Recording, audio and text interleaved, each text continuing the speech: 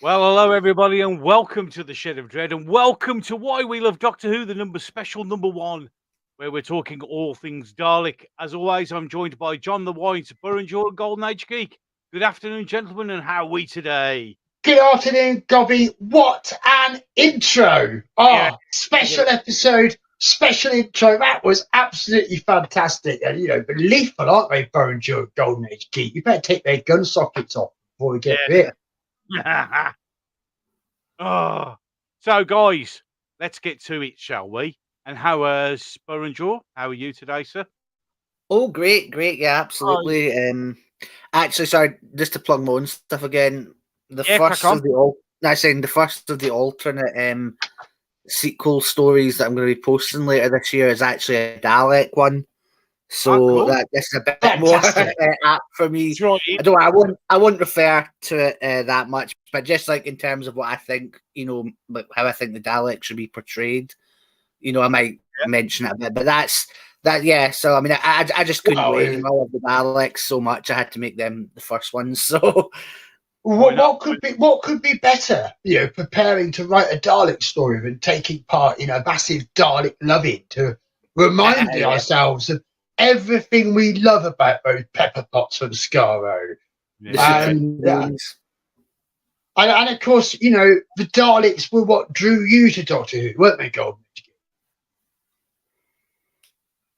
I think they were. Yes. I remember you saying so. I remember. You see, I was on safe ground there. Always ask questions you know the answer to, Gobby. Yeah. They were also. I think. I'm sorry. Go on. No, so I think what drew most people to, because I mean, some of my earliest memories are of playing with the Dapol Dalek toys in the 90s, so which were kind of crap, but they were great when I was a kid, They did the best with what they got at the time. They were awesome. Let's be honest, if it wasn't for the Daleks, maybe we wouldn't have had a show. We wouldn't have had a show. Exactly. We wouldn't have had a show. I mean, this is an undeniable fact. But it was the Daleks that catapulted Doctor Who into being something else than a 3-month oddity. Because without that breakaway success, Doctor Who may very well have finished after half a season. Yeah, absolutely. Entirely possible. I mean, with Sidney Newman, of course, originally said no BEMs, no bug-eyed monsters. That's true. But I can imagine how sort of dull Doctor Who would be without monsters. Oh God, yeah. Imagine. They'd followed the rule as far as it went with a bunch of cavemen, and then magic happened, history happened, the most incredible thing happened. We've had Ian Levine on here, of course, talking to us about the rescue of the original film cans of the Daleks from the BBC, trashing them off in the middle of the set. Yeah, and I eventually got to see those episodes when they were released on VHS for the first time, which was 1989. Oh, wow. So, I mean, that to me, it was like opening a treasure vault. It was like sheer archaeology. How this videotape came out of the case and just went into the video recorder, and in 1963 came out. Yeah, and that magic worked on me, even though Doctor Who had been part of my life since I could remember, let alone read, that is a special moment in my Doctor Who fandom because it connected me to that early magic. Yeah, and absolutely. And I've watched the Daleks, as in the first story, so many times. I've probably watched the Daleks more than I've watched Genesis. Yeah, because it's the purity of the whole concept. Exactly. I mean, I'd like to get some other thoughts from the panel before we dive too deep into what makes the Daleks tick. I mean, how do you guys feel about your initial relationship with Daleks? How did you relate to them as you came to know them? Yeah, we'll start with Golden Age Geek. We'll go Golden Age Geek, and we'll go round the board. So we'll start with Golden Age Geek. Go on, then, mate. Well, even before I started watching Doctor Who, I knew of the Daleks, maybe not by name, but through their design, because I would say the Daleks have kind of transcended the Doctor in terms of popularity, especially when it comes to international audiences. I mean, you look at Comic-Cons, there's loads of Daleks all the time, people creating their own or people dressing up in merchandise. The Daleks have become a symbol, of themselves, separate from Doctor Who in many ways, because they are just that big and that popular. And you really see it when, after the Dalek invasion of Earth aired, where they had location shooting, and then, well, I know all this because I was watching the Adventure in Space and Time docuseries, which I thought was brilliant, by the way. And the way that you saw how the public were frightened by these, and that's how much of an impact they had on the population. It really just goes to show that the Daleks are just something that can really entice you into this franchise. So when I first started watching Doctor Who and I got to the Daleks episodes, I was like, oh, here we go. Because I knew they were that big because of how impactful they were to so many other fans. So, the Daleks, very interesting. Their design is just something to marvel at, but at the same time be very fearful of, because you know what you're going to get when you see one of those things coming towards you.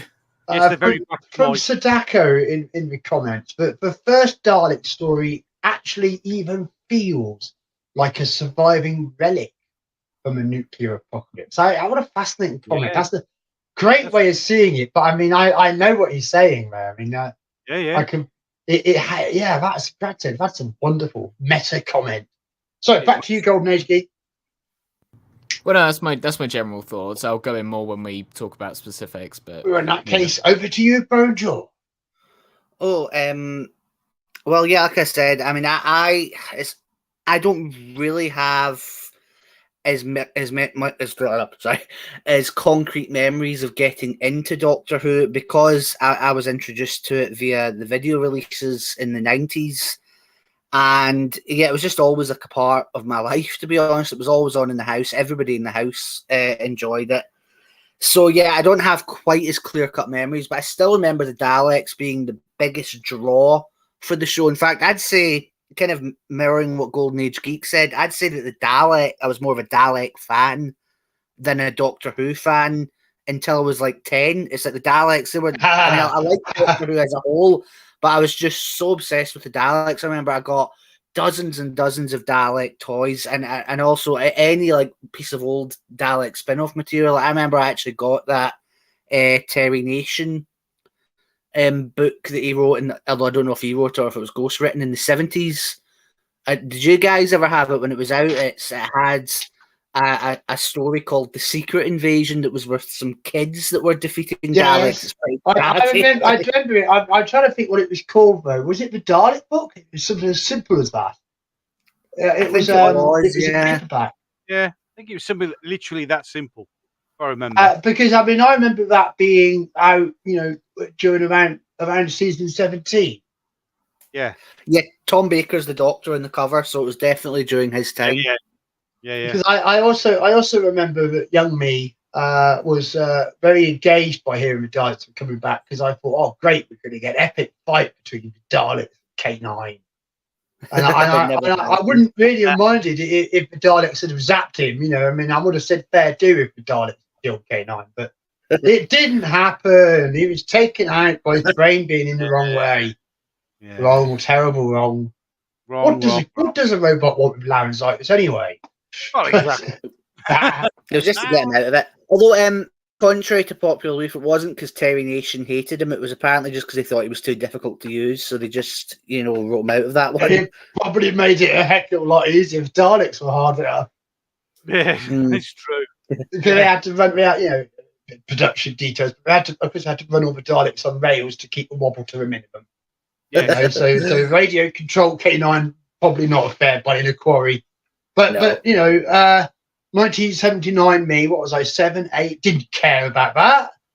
No, no one cared. Well, what about you, Gobby? Where does your relationship start with Daleks?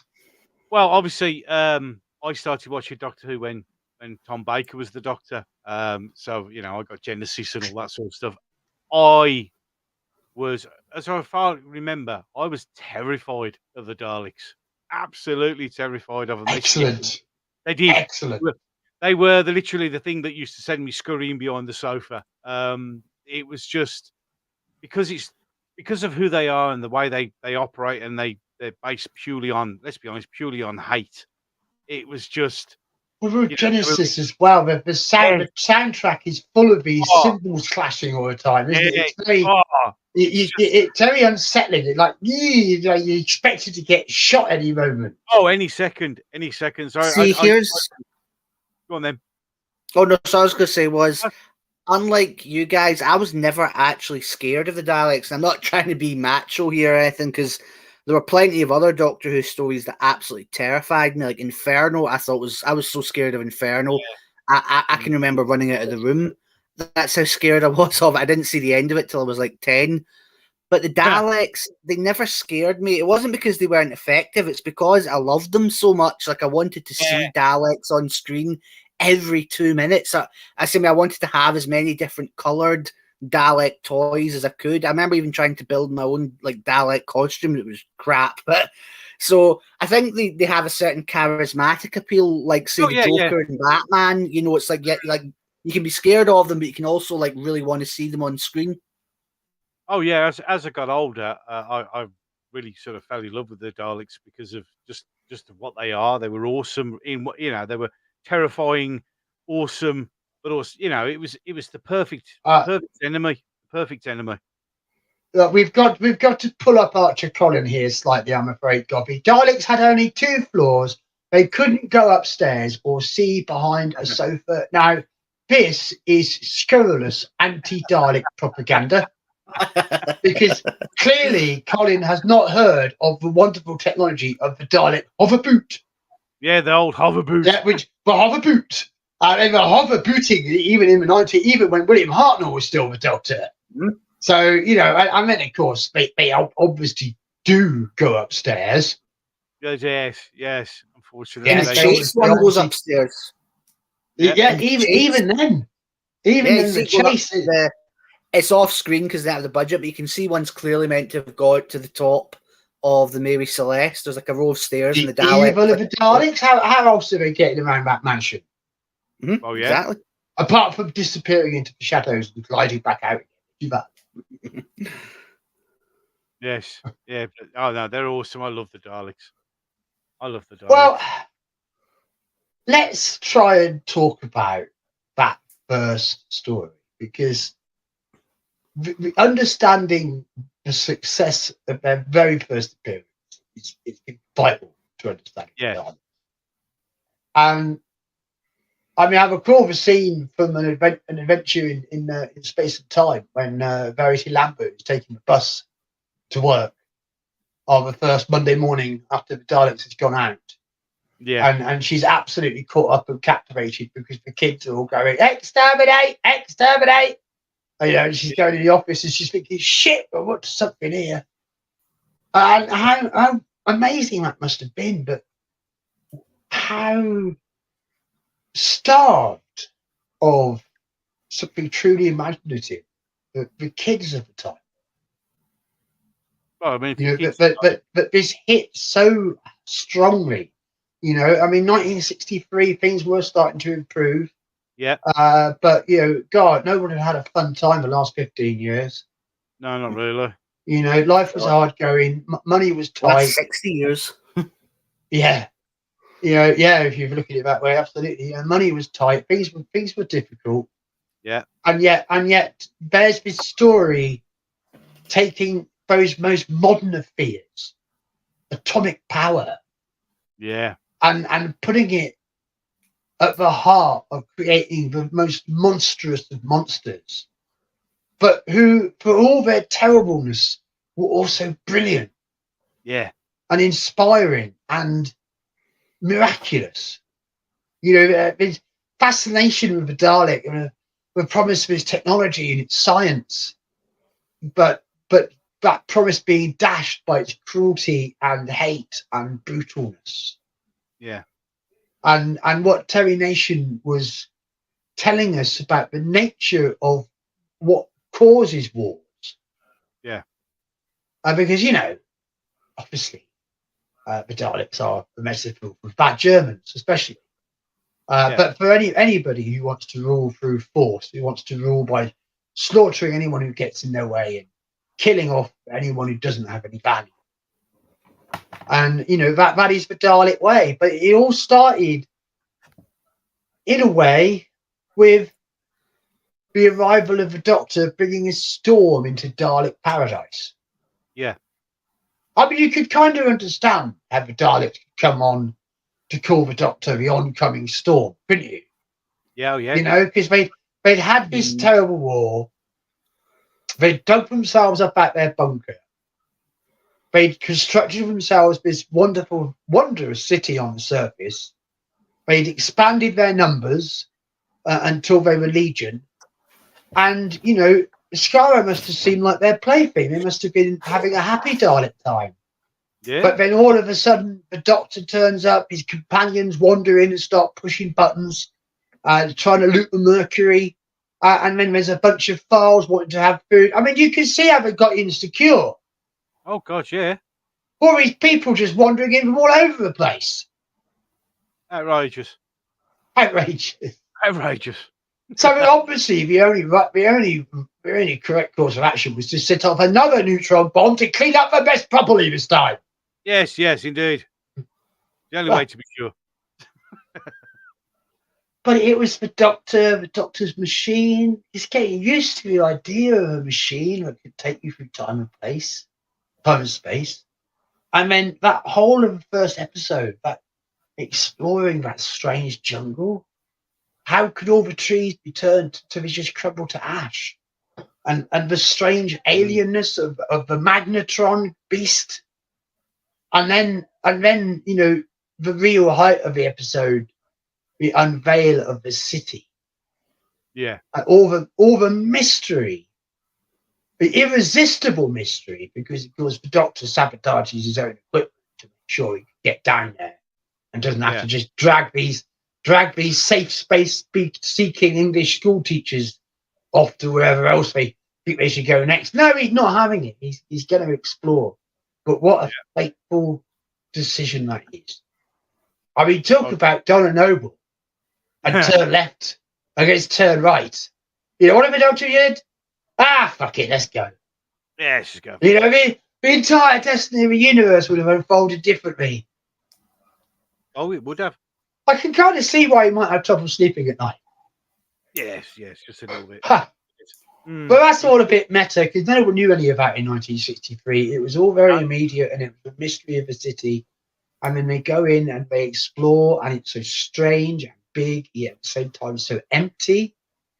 And then the doors, and there's this feeling that they're being seen, this feeling that the lifts are being manipulated, and Barbara's being separated, and it comes to that most wonderful crescendo as that plunger comes into view.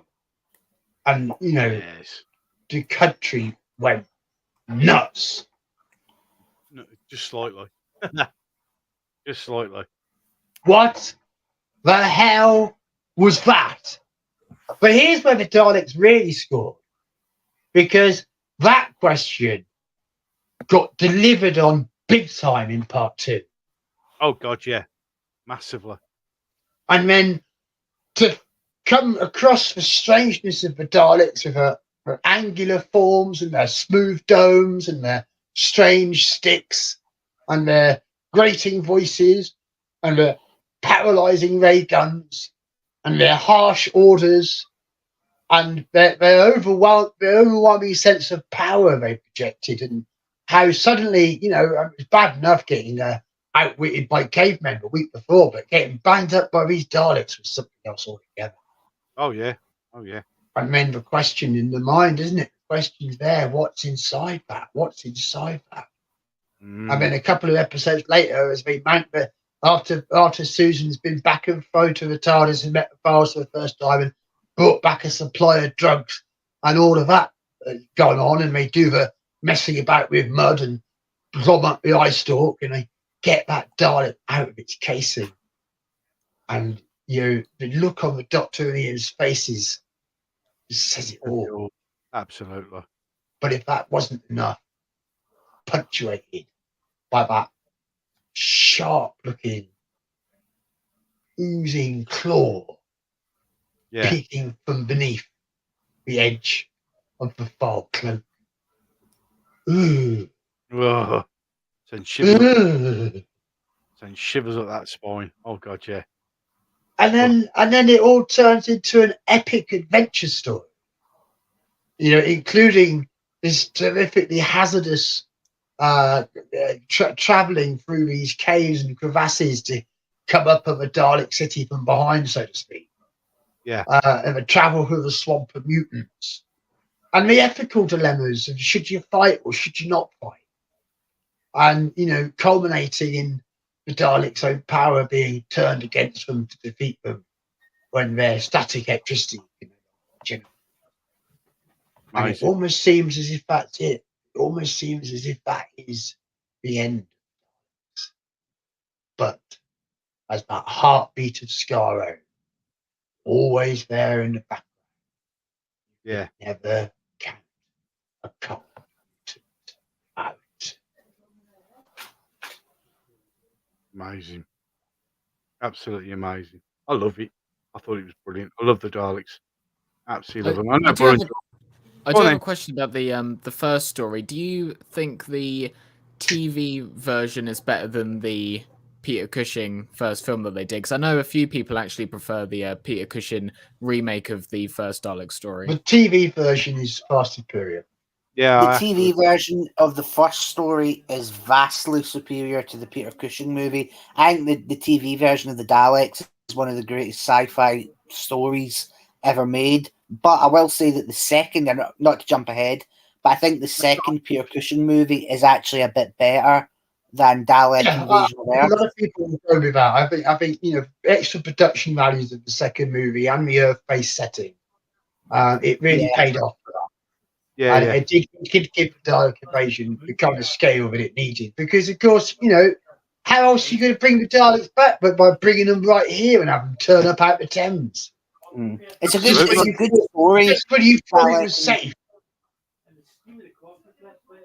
So it's a good story, Dalek Invasion, but I agree with you guys that, it's like it just didn't have the budget to properly... Oh, sorry, my fire alarm's gone off.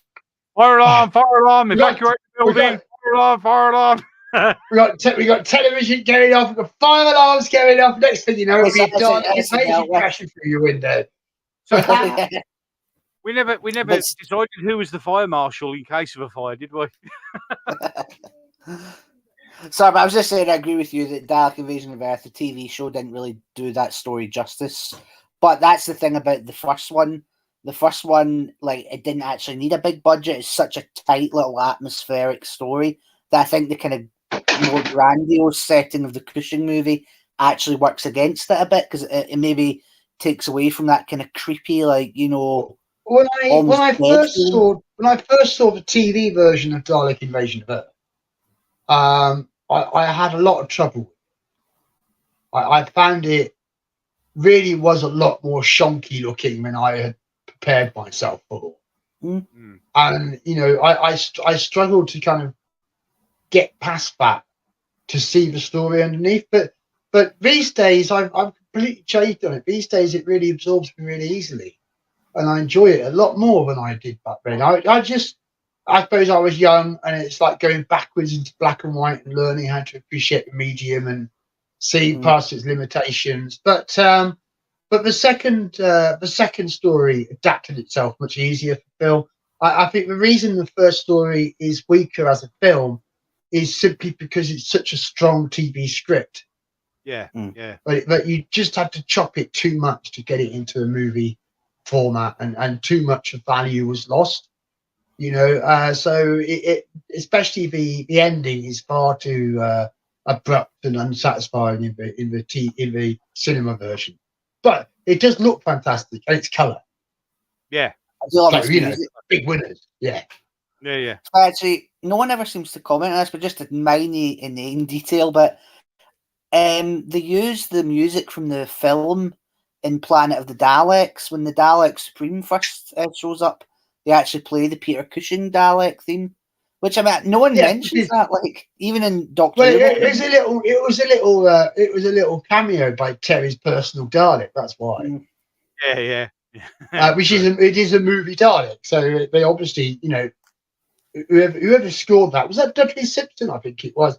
He must have put his tongue in the cheek and just used a little sting of music just to set it up as watch out.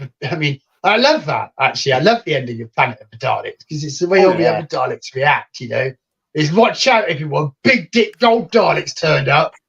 And he's like turns up swinging his big dick. And we'll go, yes, Supreme. Don't exterminate me. Shit. One thing. See, I think they don't say it, but they're all thinking it. Like, we've screwed up and the boss is here. Busy, the boss has turned up. One thing that's funny, actually, someone pointed out, I think this was on Doctor Who Wiki, that the Dalek that he shot, that the Dalek Supreme killed for failing to capture the Doctor and the others, he wasn't actually the one in charge. The one in charge of the whole operation was trapped in the room. Remember when Wesker let out the plague? So that guy got literally a last-minute promotion and then had to take the blame for his predecessor getting zapped. So that was a bit unlucky for him. Who's in charge? I am. Why? Zap. You can see why Daleks have psychiatric problems and end up in the asylum. Right? Oh yeah, absolutely. Yes. Awesome. But yeah, I mean, I think that's something. It's just about Planet of Daleks briefly that might be lost on future audiences, because I remember how cool it was when I was young and you saw the Dalek Supreme and it was like a film Dalek actually show up in the show. It felt almost like a crossover, whereas now it's like all the Daleks in the show look like the ones from the film, so it's maybe not quite as special. Yeah, not got quite the impact it used to have. They all the same now. We start off meeting the Daleks and defeating them on their home planet. Yeah. Thank you to the Doctor. And then the Daleks come to Earth and come within a hair's breadth of beating us. Almost. I mean, whatever you think about the Dalek invasion of Earth, the consequences for humanity just can't be hand-waved away. There's no reset button for that level of mega casualty. No. So I mean that showed the audience that the Daleks were the most serious kind of threat. Oh God, yeah. And then we go to the chase, and the chase shows that the Daleks can match the Doctor 1-to-1. Yeah. With their time machine. And of course it's only because the Daleks run into another race just as belligerent as they are that the Doctor and co are able to slip away in the confusion and use the Dalek time machine to send Ian and Barbara back to their proper place in time and space. Yeah. So, a lot goes on there.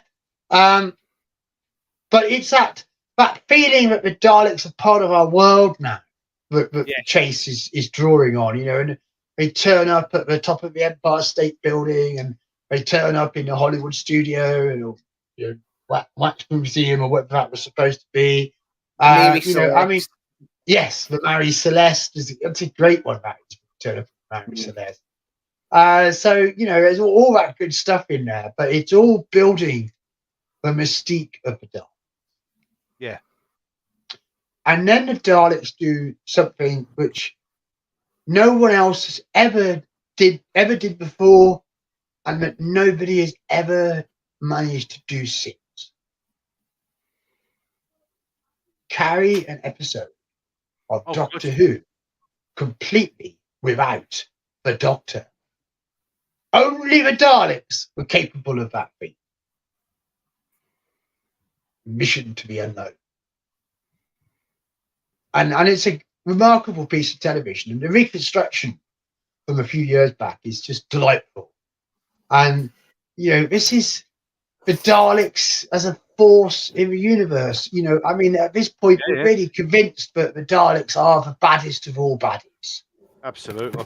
And then we have the 12-part mega part Dalek master plan. Yeah. The Daleks ascendant and triumphant, never more dangerous, never more brutal, never more determined, and battling them, costing the Doctor higher than it's ever cost him before. Yeah. And an ending which is simply unforgettable for anybody who's experienced. Such a shame it's lost. I mean, that really ate the bastard. Can't believe that I was deprived, as someone born in the 90s, of getting to see the last episode of the Daleks Master Plan, because it just looks like one of the greatest Doctor Who episodes of all time. Epic. I mean, it's a Doctor Who epic. It's mental.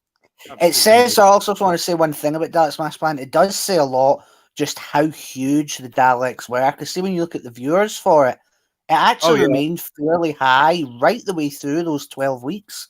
And at the same time, I believe that's when the first Cushing movie was in the cinema.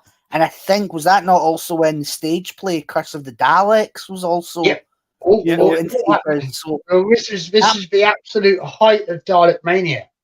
I know. It's incredible how huge they were at that point. I don't think any villain, to be honest, maybe apart from the Joker, I don't think any villain has entered popular culture to that extent, to be honest. I agree. You're absolutely right. They were unique times, and the cultural landscape was a desert. Yeah. And in the middle of that, there was this rich, bold, fantastic, unmissable alien species dropped right in the middle of popular culture, and it's no wonder it went down so well. Yeah, it was just perfect timing. It really so was. I agree with Matthew Pounder's comment there that a Dalek, a Jerry Anderson Dalek series and the TV 21 style, that would have been amazing. We'd love to see that. Yes, of course we'd love to see that.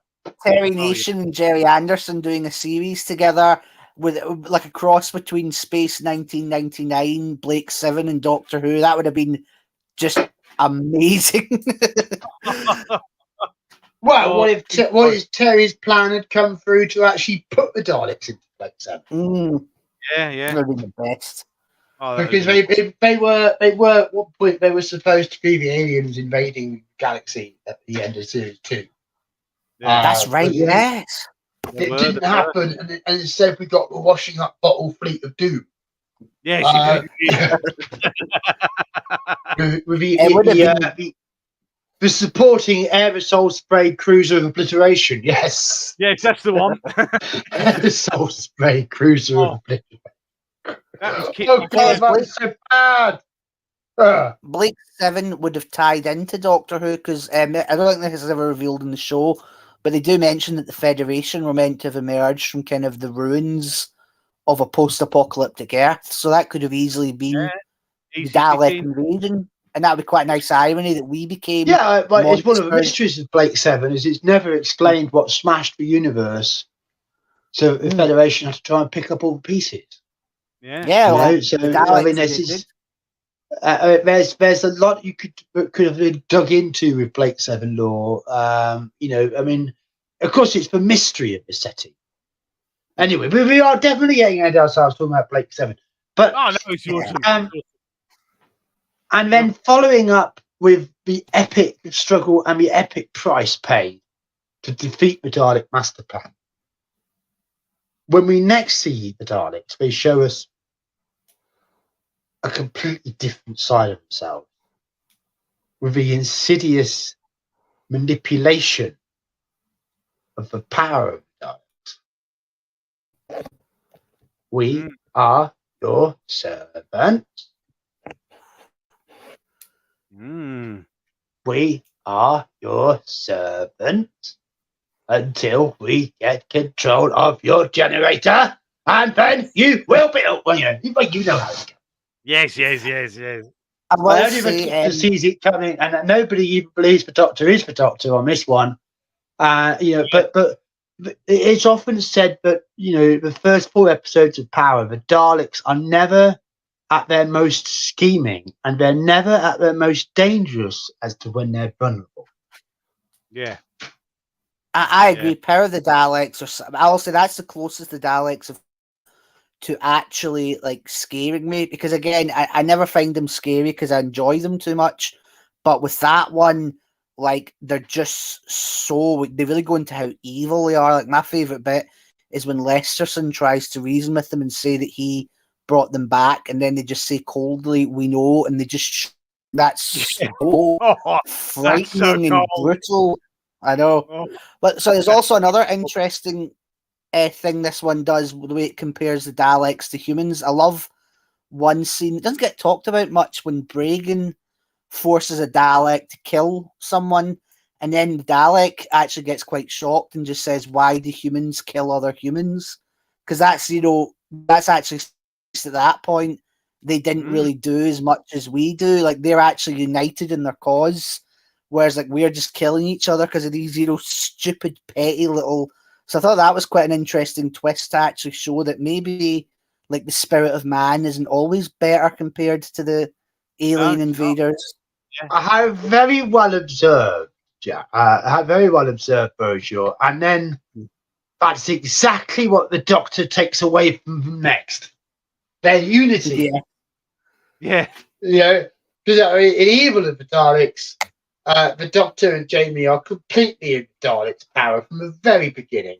I mean, they're being manipulated by the Daleks, even as the TARDIS is stolen at the end of the Faceless. Yeah. So the Daleks have never been most powerful as they are in Evil of the Daleks. But they use that power to trick the Doctor into doing their work for them. So it's another way of them showing how deep their chess game is. Yes. But of course, it all ends in tragedy because that very unity upon which the Daleks have survived since that terrible war on Skaro, the Doctor shatters that by producing doubt and fear and paranoia, and it ends in disaster with the Emperor Dalek being gunned down by his own bodyguards. Amazing.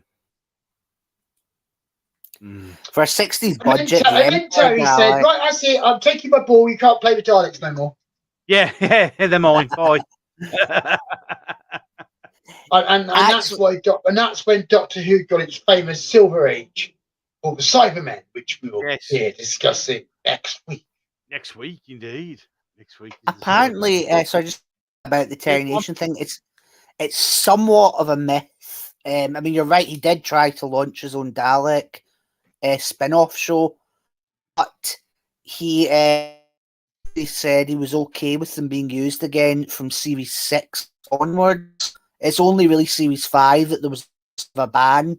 Oh yes, that's true. But they didn't. For some reason, they didn't use them. They didn't rush to take him up on it because you look at it from the program's point of view. Terry really stiffed them. So then he goes, "It didn't work. Can I come back, please?" And they go, "In a while, Terry. In a while. Not right now. We're busy doing other things with other people right now." Shows you they had restraint. They had restraint because they didn't instantly just go back to the Daleks. Not for a good, what is it, about 3 or 4 years after season 9. It's season 9 that they turned up again. Wow. Yeah, it was a long time. They didn't rush back. They didn't rush back to them. But didn't they come back in a fantastic story? Just slightly. Oh, yes. This story, everyone goes on about how this is Day of the Daleks is a precursor to Terminator. But whilst I don't know if it was for Terminator, it did directly inspire the X-Men story Days of Future Past. The writer of the story openly admitted it. This isn't just like my analysis. He even said that he's amazed he wasn't sued by Doctor Who. So at the very least, it did inspire that big story that was later into a film. Yeah. Yeah. Well, I'm not sure that Day of the Daleks was entirely the first time this kind of story was told. So, the Suid bit might be difficult. As long as he didn't actually have Daleks in it, he's probably safe enough for BBC. Just about. But, whereas another great example of Doctor Who being homage leading to even more significant art. Yes, indeed. Oh, yeah, I mean, I don't agree with him that he should have been sued, because nothing's original. Everybody takes from everything else. And to be honest, I think people that do that are assholes. I think Harlan Ellison was a real prick for suing Terminator, to be honest. I agree with James Cameron there that he was just being a parasite, to be honest. Like, oh yeah. Well, there was a lot of dollar signs on offer. Where wasn't there? Yes, is it when yeah, the money exactly. He's just trying to steal. Awesome. But I mean, with Day, again, it's the Daleks have won. Yeah. But it's that fear in the back of their own minds gnawing away at them. And they're continuing to push and repress the society. And issues keep bubbling up because they're making more rebels as they go. And there's a kind of desperation to the Daleks' attempt to keep a grip of their escalating paranoia. But of course, it isn't paranoia when the Doctor really is out to get you. Yeah. To get you like you never were here at all. So one thing I love about that story as well, I think, and this is another trend in Dalek stories, but really only in the classic era, I love the controller character in that. I think he's a really good, quite equivocal character that you're not sure. It doesn't mean what he says when he thinks he's helping people. It's a sophisticated piece of writing. It really is, and I love his ending. And acting, to give him enough layers that you could find something in him that allows you to claw some kind of sympathy for him, even though he's a complete asshole.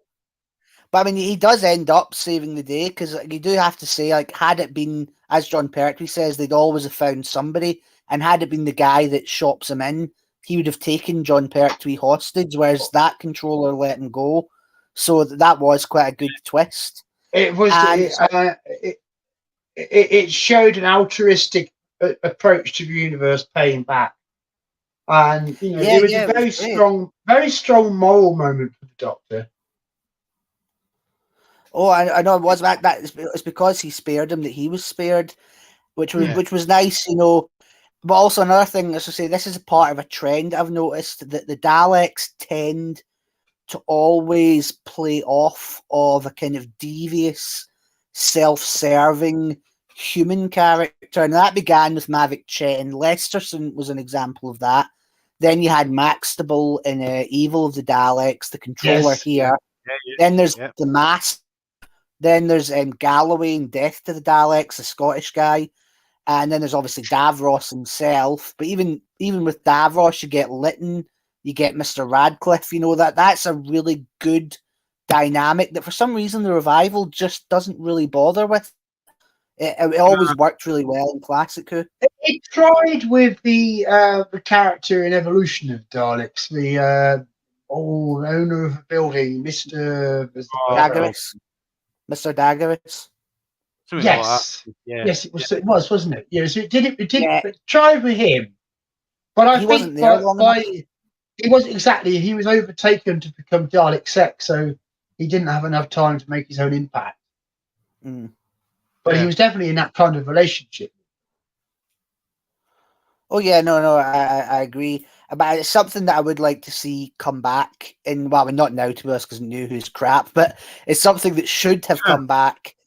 Like, I think they tried also doing it with Missy in that one on Scarrow, but again, it just didn't work out because she's too mad for that. So they've not really. I don't think they've ever really done that. Maybe Van Staten could have been that, but he didn't really get much interaction with the Dalek.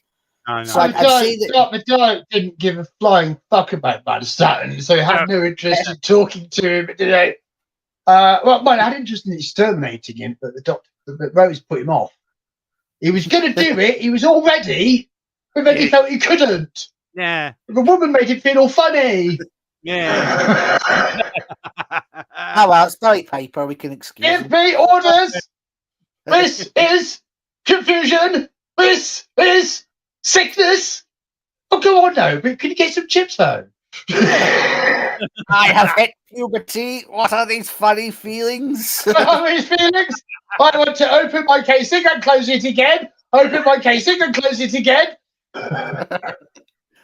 But yeah, so getting back to the thing, sorry, the point about the devious humans. I think the Controller and Lesterson are definitely the best two examples, apart from Davros himself. I mean, I know everyone loves Mavic Chen, and he was a great character, but I think the Controller is a bit more complex, to be honest. I think he was a really, really good character to play off. Well, Chen is a great character, but you know, he basically goes off wall with his own insanity.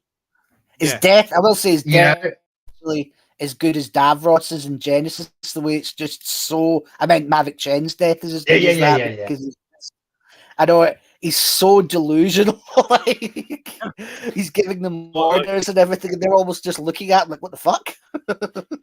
You what now? Oh dear, yeah. Well, he's definitely a character that gets his just reward. Oh, of course. Well, and of course, then of course, critics do say that the 10th anniversary Dalek story, Planet of Daleks, was the Daleks' greatest hits. Mm. It recycled quite a bit. Just a bit. Just a bit. I would agree, but I actually think it's a lot better than people give it credit for, because here's the thing that I like about, well, something that I don't think is used as often about Daleks is that I like the fact that they're such a big power in the universe. You can maybe stop one little evil scheme they've got, but it doesn't matter because there'll be like 40 other planets still under their control. And Planet of the Daleks, well, because the Doctor doesn't actually save Spyridon. That's a planet that's been devastated just like the Earth, and it's still under the Daleks' control. There's no way, and it's not the Spyridons are evil. I mean, Wesker's a bloody hero that sacrifices himself, but at the end of the day, the Doctor's only able to save Earth because he's got more of an investment in it, and because he had to happen to stumble on their plan for Earth in advance. But poor old Spyridon, who knows how many other worlds are like that, still suffering. So I think that's quite a good angle of Planet of the Daleks. Mm. Yeah, I mean, it is. And it's a really satisfying Dalek story. All that going up and down in lifts. Oh, fantastic. The crawling along the ice volcano vents. Oh, yes, please. The restored colour to part 3. Thank heavens. Yes. Just the idea of an ice volcano. That's brilliant fun. Does it get over campy? God, yes, it really does. But it never stops. It never stops you loving it. So it is a hodgepodge, but it's also a great watch, and it's a great sort of Sunday afternoon after roast dinner. Doctor Who, Planet of the Daleks doesn't ask too much of you. You could just sit there and veg and love it. Oh, I agree. But one thing that's one last thing to say about it that's quite interesting is that actually the reason it's so similar, you maybe shouldn't blame Terry Nation for that, because Terry Nation actually wanted part 5 with all of the Thals being terminated. It was originally only going to be the Doctor and Joe that were going to get out of there, and they may not even have won. Like they may have even the Daleks' plan might have gone ahead with the Doctor and Joe just like slipping out. But it was Terence Dix, who was obviously the show had got complaints for being too violent. He insisted that get cut. And that's what leads to the last part being a kind of just like the first Dalek story where someone hides inside one and they go in and it's very kind of, mamby-pamby and straightforward. But it's interesting to think, had Terry Nation gone ahead with his original ending, do you think? Yeah, he was trying to Blake 7 it even then. Yeah, he was. Exactly. That's what it was. I think this story's reputation would be better if that had happened, or do you think people would have thought, oh, that's too depressing, killing off all the, characters who followed for weeks? I mean, I actually think that it could have been a real classic Dalek story rather than just a good Dalek story if they'd done that. But who knows? Who knows?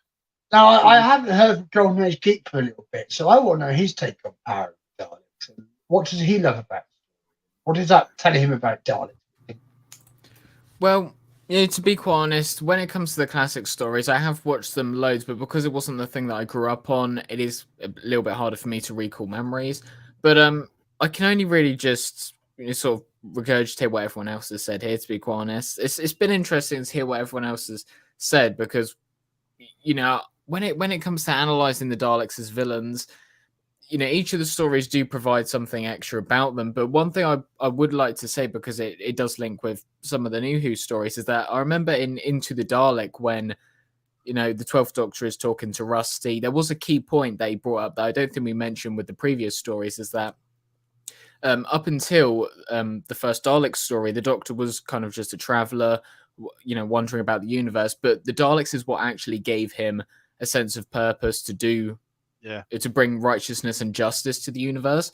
So when we talked about how in, for example, the Dalek Master Plan and the Chase and all that, we see the Daleks trying to take ideas from the Doctor with the time travel aspect. There is actually a lot that the Daleks do provide to the Doctor's character as well, is that the Daleks do show the pure evil that does reside within the universe. So it does give the Doctor a push to sort of be the hero that we know him to be now. So yeah, that's yeah. So as I say, it's very hard.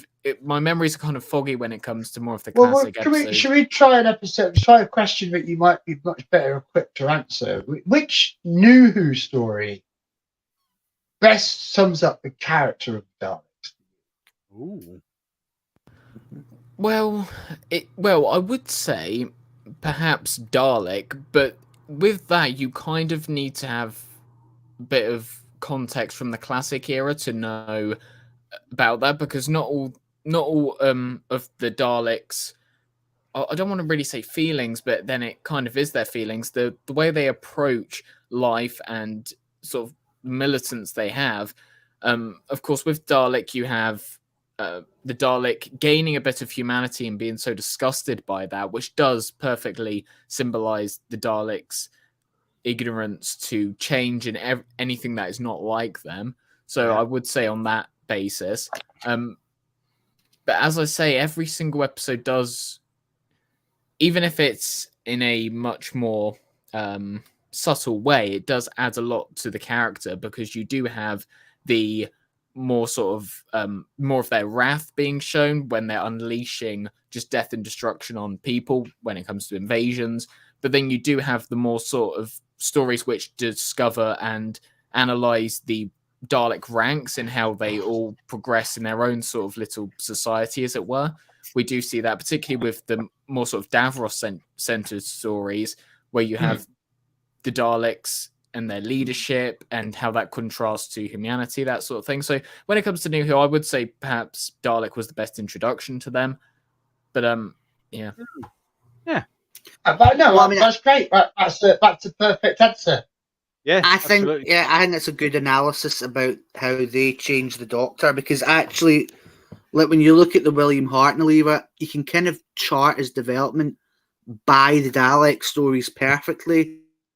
Like in the first one, he is a total coward. He's happy to let the Thals walk into that trap, which is all his fault, on the grounds that, we shouldn't interfere. But then when you get to the Daleks Master Plan, it's just 3 years later, he thinks nothing of... Yeah, boss. I'm not having it. I've defeated you before. I'm going to defeat you again. And also, he thinks nothing of sacrificing his own life. Like that bit where he tells Brett Vine, not back, get out of here. And then Brett's like, that's very brave. And he goes, nonsense. I'm just doing what has to be done. It's like, compare that to the guy that was happy to let men, women, and children walk into a Dalek ambush just to save his own skin. I mean, that's quite a lot of development over just 3 years. So he's definitely come out of his shell since leaving the cloisters of Gallifrey, definitely. Oh yeah, definitely. I mean, I think when he starts out, he's not much more than a pen pusher, really, is he? No, he's a pen pusher who's learned to flip a few switches on a TARDIS console. Pretty much. He's still got ironically, he's got like the Time Lord mindset. It's kind of like the Daleks. It's not, at least at that point, it's not like, it's not wanting to actively destroy lesser races, but it does kind of still look down on all other races as lesser because they're the most advanced, and that's kind of what the Doctor's like. He You know, like he calls the humans just primitives. He doesn't really care even about Ian and Barbara. He just regards them as stupid humans. So, as you can see, it's quite interesting to see him get brought out of that by the Daleks. Ironically, the Daleks are the ones that bring that out because they're the kind of end result of where that thinking gets. There's a lot of that. There's a lot of that at first, isn't there? With the first Doctor, eating an unearthly child. There's no point explaining to them. They'll never understand. They're too thick. Absolutely, there is quite a bit of that intellectual superiority. He tries to brick a caveman when they're not looking as well. That's quite, interesting. Me, brick a caveman? No. He was just slightly dead anyway. If he was dead, we wouldn't have to feel like we could have to stay and look after him. We could escape to the ship. Yes. And they do indeed get captured again because he doesn't brick the caveman. Yes. Yeah, that's gratitude for you. Yeah, there you are. Just because he smoked he took a minute out. He took a minute out to sit on a rock and smoke a pipe and look at what happened. He gave up smoking straight away after that. I don't know if you noticed, he didn't touch that pipe again. No, traumatizing experience, Gobby. Yeah, PTSD, mate. To touch that PTSD. Yeah. If I smoke, I'll get kidnapped. I'm not doing it no more. Yeah, I'm not touching that pipe again. No way. But I was about the Doctor's relationship with the Daleks. It's definitely to say. I mean, even as a classic era fan, that knew who went into that more than the classic era did. Like it explored, that like what they mean to each other more. But I will say that I think, ironically, John Pertwee was maybe the one who ironically captured like the Doctor's feeling towards the Daleks. He did, yes. Precedent. Yeah. Because he's the one that shows like genuine hatred and disgust for them. Like he actively enjoys killing that one in the cell. Says I took pleasure in that, which is like Matt Smith, remember, who's like loving tearing the Dalek open, or Christopher Eccleston. Yeah. And it's quite funny because John Pertwee famously hated the Daleks. He thought they were shit monsters, which I remember as a child that broke my heart because he was my favourite Doctor and he was slagging off my favourite villains. But he did always look great on the cover of the Target books, though. I mean, the Planet of the Daleks cover is just pure epic. That is a wonderful Target cover. I mean, but it's something about how John played the Doctor was that he was able to give this very clear moral direction, but in a way that both Hartnell and Troughton actually didn't. But he had this moral certainty. It's like when he was talking to the Thal prisoner in Planet of the Daleks, oh God, I just foobarred my own point there. But he's talking about courage. That's it. He's talking about courage. And he tells him that courage isn't not being afraid. Courage is that feeling of fear, but doing what you have to do anyway. Yeah, that's true. And that sums up the third Doctor's approach to Daleks.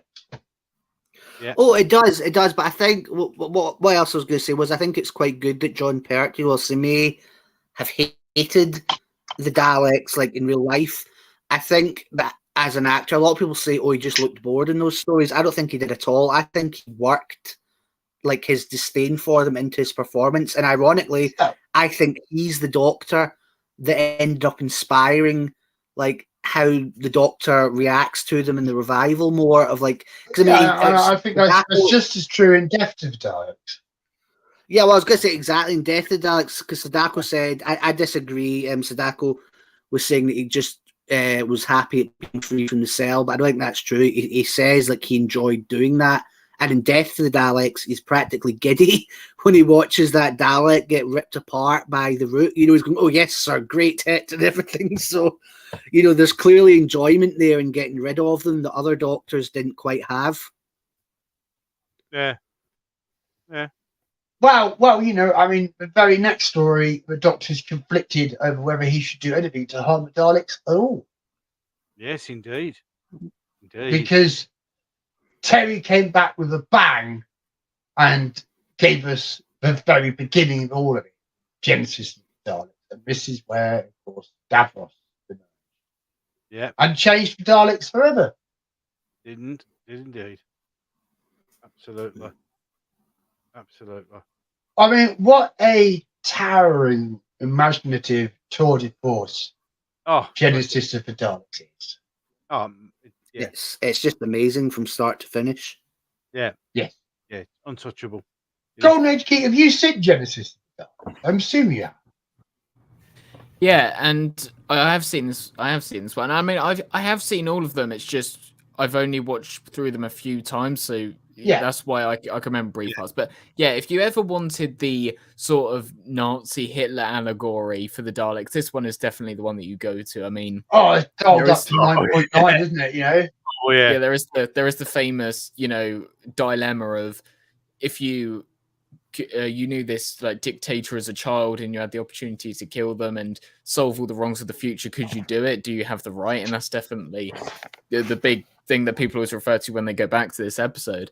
And of course, when you see Davros, and Davros is a very interesting character in the sense that his look very does mimic his character, which is someone born of war. So he looks through this eye that is literally because of the damage of war that he's been through.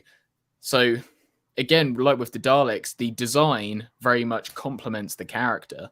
And, of course, that's one thing that is pretty iconic about Davros as well. And, yeah, I think giving the Daleks a sort of central figure is something that could add a lot to them as well, because up until now, you did see them interacting with each other, that sort of thing. But as I mentioned before, the leadership of the Daleks is also a key part of them because you view them as sort of a militant group. So to see the sort of figurehead of that does sort of complement and highlight how much they are sort of an order, an evil order, like, of course, the Nazi allegory. Yeah. We have a minor disruption in chat going on here. Have we skipped Death to the Daleks? I'm sure we did say something about it, did we? We're not necessarily going to do the minutiae of every Dalek story. No, we're trying to get a feeling for what makes us love the Daleks. And of course, there are bits of each story. Like, let's go back to Death to the Daleks for a moment. I mean, what's so good about Daleks there is their adaptability. Yes. Adapting to the Exelons and coming out with machine guns. That was a great moment. Like, yeah, they're going to stay on top of the heap. Why do the humans make machine guns? What's wrong with them?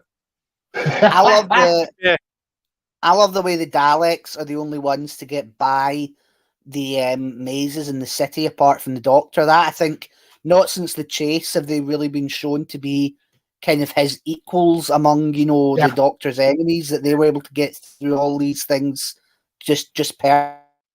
Well, until the giant clay mummy thing started battering the heck out of their eye stalks, it wasn't so fun for them then. Retreat. We'll cover you. Well, actually, retreat. There's something I want to say about Genesis in a minute, just carrying on what Golden Age Geek said about Davros. But before that, I want to ask, what do you think of Death? Because I really, really like that. It was one of my all-time favourites as a child. I practically wore the VHS down with that one, but a lot of people seem to really, really hate it. So I mean, I don't know why personally, but I thought that was a really, really, really good story. And I quite liked that character Galloway. I think he wasn't as good as a controller, but he was a bit of an Avon, a bit of a proto Avon, because he's quite ruthless. But at the end of the day, he actually saves. Unlike say Mavic Chen, he's not. He actually does.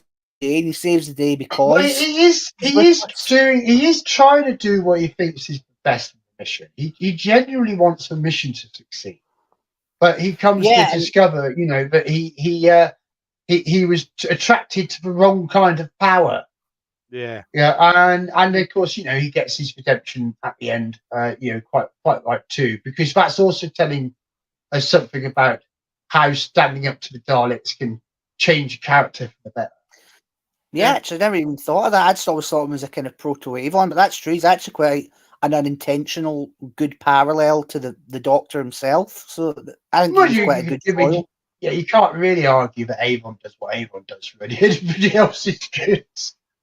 No, but he tries, he tries, but it was like he was like a proto-Avon. I mean, obviously he wasn't Avon, but he was a proto-Avon in that he was someone who did bad things, but like wasn't the villain of the story, if you know what I mean. He showed you that sometimes, like, actually that guy can end up being more useful than your kind of man in the white, because that's what it is, because he's willing to do these dodgy things with the Daleks, and then he doesn't mess about. And the scientist Bronson is also, you know, a complex character in Genesis of the Dalek. You know, he starts off interrogating the Doctor and Harry, but he ends up taking a tremendous risk to help them. You know, and the same with Gartman, and ends up starting a revolution. But you know, it's that insidious patience of Davros, and how he's willing to go further than anyone would dare to believe anyone would go. You know, something Robert Holmes said about Davros that's really interesting with the Daleks is the way he basically rewrites or sort of rebuilds his people, because that's what he is, basically a Dalek. I mean, never mind just the bottom half, like the fact he's only got one eye in his forehead, that his body's quite withered. So I quite like the way like he rebuilds them in his own image. That's quite, but it's like a more glorified image of himself, but it is still essentially that, which I thought was quite a good example of what a megalomaniac he was. Oh yeah. It's the worst part of The Magician's Apprentice is when Davros opens his brackets real keepers. Oh yeah. God, terrible. That was a bad decision. Good old just fucking with it. Yeah, absolutely.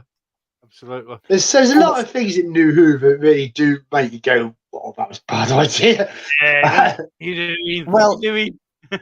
you know what's interesting actually, because a lot of people hate on Terry Nation's family because they think they have too much control over the Daleks, but I actually think that's good, because see, when you look at New Who, the Daleks, I mean, apart from some stupid bits like that, but there are some bits with the Daleks, saying like there's some bits of the Daleks that are bad, but overall they're the only icons of the classic era that I don't think have been completely trashed in the revival. Like they haven't given them another creator, you know, they haven't like completely rewritten their characters. It's not like the Master, who's given a stupid new origin story with the drum Cybermen who are retconned coming from another universe, or the Time Lords who aren't even the Doctor's people. They've never fucked up the Daleks to that extent, and I think that is because Terry Nation's family own part of them, whereas the others are all just completely owned by the BBC. I mean, Terence Dicks, I know for a fact, hated Missy with a vengeance. Anything he could do about it, because, you know, like the BBC own the Master, so I think the nation state have actually saved us from the Daleks being buggered, basically. It may very well be something in that, but also, you know, the alternative example there is what's happening with Simon Tolkien, isn't it? Yeah. You know, and how, you know, unfortunately, it's nice when you can trust people to be good guardians, but when it comes with inheritance, sooner or later you're going to get a Rowan. Yeah. Who's just going to let us all down, you know? So rings of power is what happens too. Oops. That's true. Yeah. I think Terry Nation was fiercely protective of the Daleks. I mean, he's often reimagined nowadays as being someone who hardly wrote any of his stories, but that's not actually true. Like, if you read Robert Holmes' biography, they mention that Genesis of the Daleks, like, pretty much all of it came from Terry Nation. And the same is true for a lot of the other stories that he wrote. So, like, I think he did love the Daleks. I don't think he just saw them as a cash cow. I think he really was very protective of them, and I think that's kind of transferred into his family. So I think that's why they've similarly been protected. Makes sense. Yeah, absolutely. One thing about... Oh, sorry, Karen. No, after you. I was going to say was just about Davros. This is what Golden Age Geek said earlier, that he was designed to be a kind of spokesman for the Daleks, like a figure, a sort of Führer figure. That, but one thing to mention is that that's kind of a trend in Doctor Who and in other sci-fi series, and it really begins. I won't talk too much about this, but it really begins. I'll be back in a moment, gentlemen. And there, Yeah, carry on. like the Mekon was. Yeah. Oh. Hello? Hello? Were a big inspiration, and that's kind of what he was. But what's interesting is that they tried to do that for the Cybermen. Like the Cyber Controller was designed to be their Mekon, but he just never caught on. And the Ice Lord, like that was designed to be, and later even in Star Trek, the Borg Queen kind of serves as a Davros Mekon. It's like when you've got a race of these kind of automatons that are all exactly the same, you kind of need one who'll be able to interact with the hero, actually be able to talk to them, and the Davros is really, I think he's ended up eclipsing the Mekon, so it's quite interesting to see how that trend began. Yeah, I agree. It all does all go back to the Mekon. Let's be brutally honest. So Daco, well, I know you were partly answering that. Should Davros have died? Should Davros have stayed dead at the end of Genesis? I would have been very happy if he had. Yeah, it would have been better. I don't know about better, but I think if Davros had died, never to be seen again, died, I think it would have added a lot more to the pathos of his character and how he died. I think bringing him back badly undermined getting rid of him. Yeah, it took the edge off. Definitely. Took the edge off. And I think that's the price that was paid to bring him back. Although, I adored Destiny of the Daleks when I was a kid. I had a fantastic time watching that, and at the end of part 2, it's Davros down there, and I go,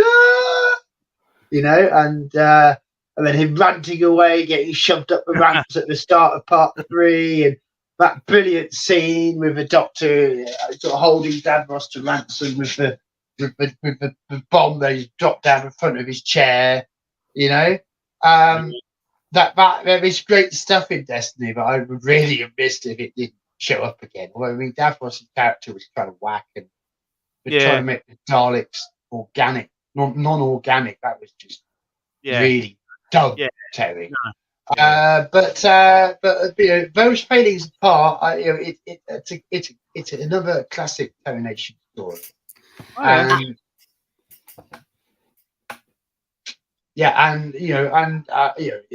Movellans as well were a very good foil for the Daleks. When we look at the essence of the Daleks, the deeper we go into the history of Doctor Who, the more we are building on what's already established. Yeah. But it's it's the 60s stories and then Genesis, but really set the character of the Daleks. I mean, it haven't changed much beyond that. Beyond being ramped up to an even bigger threat by New Who.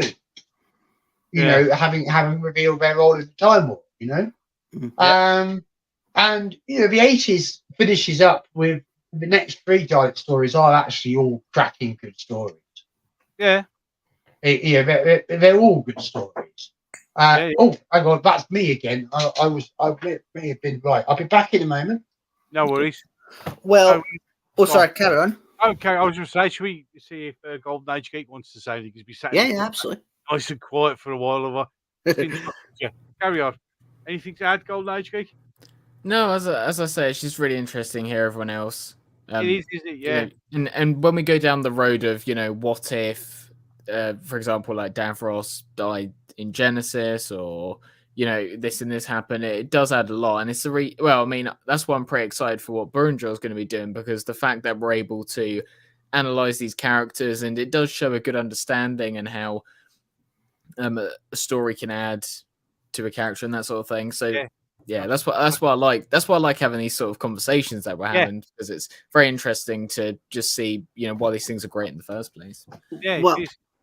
One thing I actually really I agree with that, and one thing I think is particularly interesting about this panel is that we have kind of 3 different perspectives of the Daleks, all from different viewers, all of which kind of, have advantages and disadvantages. Like you and John, you are the first generation kind of fans.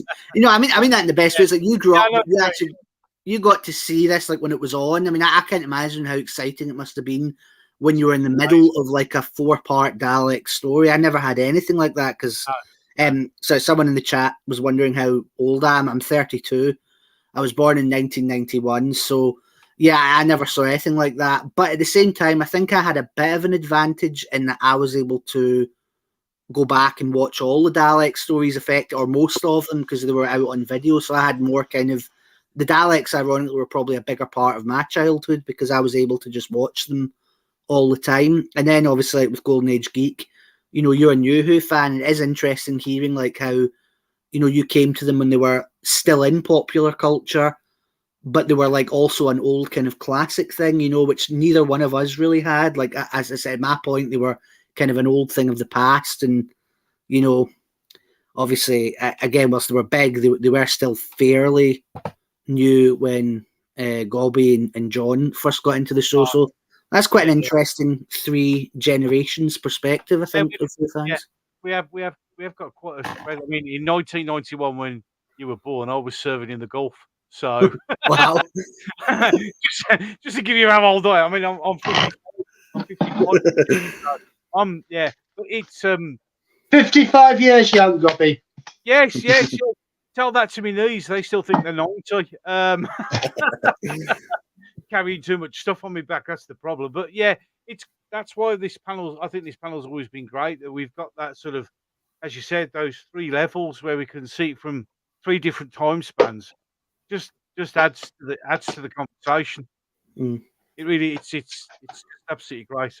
Absolutely great. Talking of the conversation, where have we got to? Have we started on Resurrection? Have we? Don't know. A little or not? Resurrection was a mess, says Sadako. Peter Davison was excellent in Resurrection, says Time Prophet. So it's like a chat fight breaking out there. Yeah, otherwise. Well, Resurrection of the Daleks was an attempt to take the Daleks up to a new level of threat and seriousness. I believe this was the episode where the Daleks killed the most people, if I'm not mistaken. I think this is the literally gunning them down. It's about that most people ever died in any one single piece of television ever. I don't know if this is true, but it's said to have a higher kill count than Terminator. It does have a higher kill count than Terminator. Yes, it really does. It really, really does. It's a brutal piece of TV. It really is. But remember that it hasn't got the best body count because that's Hot Shots. If you remember that, they will make sure they're number 1. Hot Shots was brilliant. War. It's fantastic. Yeah. But yeah, this one definitely had the highest body count by a long shot. Lots of people. I felt Resurrection was say we're trying to make this story not Destiny of the Daleks. That's probably true.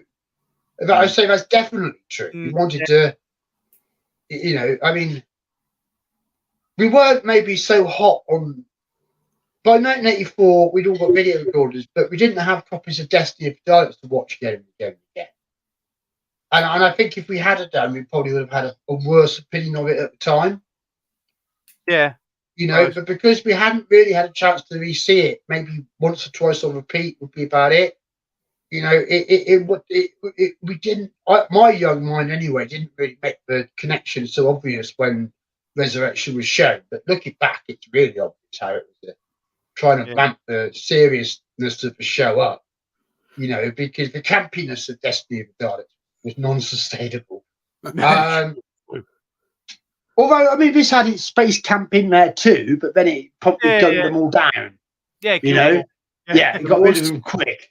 A bit that actually kind of, when I was very young, a bit that actually put me off the story. I mean, I don't mean I disliked it, but like really disturbed me was when the cops just shoot that old man. I mean, that's probably it's so senselessly cruel. I mean, it's a good moment because that's the point. The Daleks are senselessly cruel, But like the way they just gun that like helpless old man who's not involved in it, that's a really, really dark moment. I think as dark as 80s who ever got, to be honest.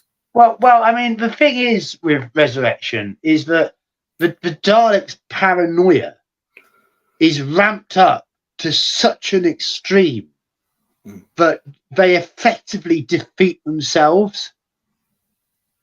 Yeah. Oh, yeah, they do. You know, we must do everything to keep Davros alive, followed by, that Davros, we can't trust him. We must do everything to kill Davros. You know, and then like Davros goes, have some virus. I didn't see that coming, did you? But it's all like squirt, squirt, squirt, squirt, squirt. And then Davros goes, no, not me. I am not a Dalek. Does anyone remember, because when you were talking about the squirt there, that reminded me those awful parodies, the gay Daleks. But They used to always use the white foam from Resurrection. I don't want to say it. They were using it in a different way. They called it white wee wee. But you had to do it. Right, white wee wee. Right, wee wee. Look, if you want to be really politically incorrect, what about Spike Milligan's Pakistani Dalek? That was brilliant. Put him in the curry. How is he? I exterminated him. Well, you shouldn't have done that then. Yeah, you should have not done that. Only Spike Milligan. Oh my word. So yeah, talking about culturally appropriate ways of using Doctor Who. Yeah, Pakistani Daleks would be it. But I mean, just try and focus back in on Resurrection for a moment. Because I was talking about paranoia, but it's Davros' paranoia that sets the whole thing in motion, because all he has to do is get off a bloody space station. That's it. That's all you got to do. Can't he just go and plot in the Dalek spaceship going somewhere nice? You know? Maybe. What's up with him? Maybe feels it would have been a bit more difficult to get. In fact, one thing I will say, actually, I think Resurrection is a much better sequel to Genesis than Destiny was, because when you guys were talking earlier about should Davros have been brought back, I think I'm going to say yes, he should, because he was such a good character.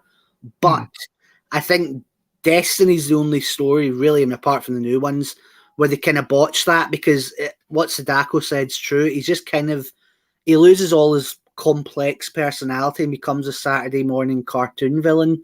Because at the end of Genesis, he realized what he created. You see, that's that famous moment where he's about to put his hand on the machine to blow them up. Yeah. But then in Destiny, the first thing he does is, now take me to the Daleks. I'm going to lead them to rule the universe. And it's like, what? They just shot you, aren't you? A bit pissed off. You'd be slightly miffed, wouldn't you? Yeah, or even scared. Yeah, you'd have a grudge. Yeah, and that's what's good about Resurrection. They talk on that. It's like he realizes they're just going to use them, so he plots ahead, and they're so arrogant they don't think that. They think he's just going to be happy to lead them again. And like there are little bits before it's obvious he's going to betray them, like where he just says, "I'm difficult to kill. You should know that." That show you there's a lot of hatred and resentment bubbling under there. Which he's got issues. Yeah, he's definitely got issues. That extermination stung a bit. Yeah, exactly. And that's why I think Resurrection's actually a really good one. I think it redeems bringing Davros back, because it not only follows on from Genesis, but it sets up what's probably my favourite story arc in all of Classic Who, which is the Dalek Civil War. And also, I love how the Doctor kind of reacts to Davros. I mean, the story arc sort of begins even in Genesis. It's like in Genesis, the Doctor doesn't destroy them because morally he doesn't think it's right to wipe them out when they've not really done anything at their birth. And also because he's worried if he gets rid of them, time could be disrupted. Like, for all he knows, another race could pop up that are even worse, who you won't be able to stand against. But by Resurrection, he's realised that's a mistake. But he's unable to kill Davros because he's not killing him in self-defence. It's just like straight up murder. And that will be picked up on in the next two stories, which I'll talk about when we get to them. But that's a really interesting character arc, actually, for the Doctor. It's a subtle one, but one that runs right the way through. and again is, I think, further justification for bringing Davros back after Genesis. Nah. Well, I think that's fair enough. And of course, Davros was brought back after Genesis, so I mean, that was a purely academic point, But I mean, well, let's move on. Let's move on to Revelation, and we've got Daleks at war with Daleks, and Daleks being made from bits of everybody else. Indeed. Yes. So Frankenstein's hodgepodge Daleks. Yeah. But isn't this still a glorious story? It really is. I mean, it's such a rich setting. Really, is that a not so convincing copy? Well, you better express this. What are we talking about? What's up with Revelation? Don't get me wrong; it's a good story. Don't get me wrong, but there's bits. There's as Matt Pounder said, there's a lot of plot strands that just peter off into nothing. Mm-hmm. Don't get me wrong; I enjoyed it, but it's not my favourite. So it's kind of for me. I'll give you, some of the acting isn't the best. Like, what's her name that plays? It's a good character, but she's sadly not good. Eleanor Braun or the one playing Tassenbecker? Tassenbecker. Eleanor Braun's brilliant. I love Eleanor Braun. I'm talking the one that plays Tassenbecker, that he was like,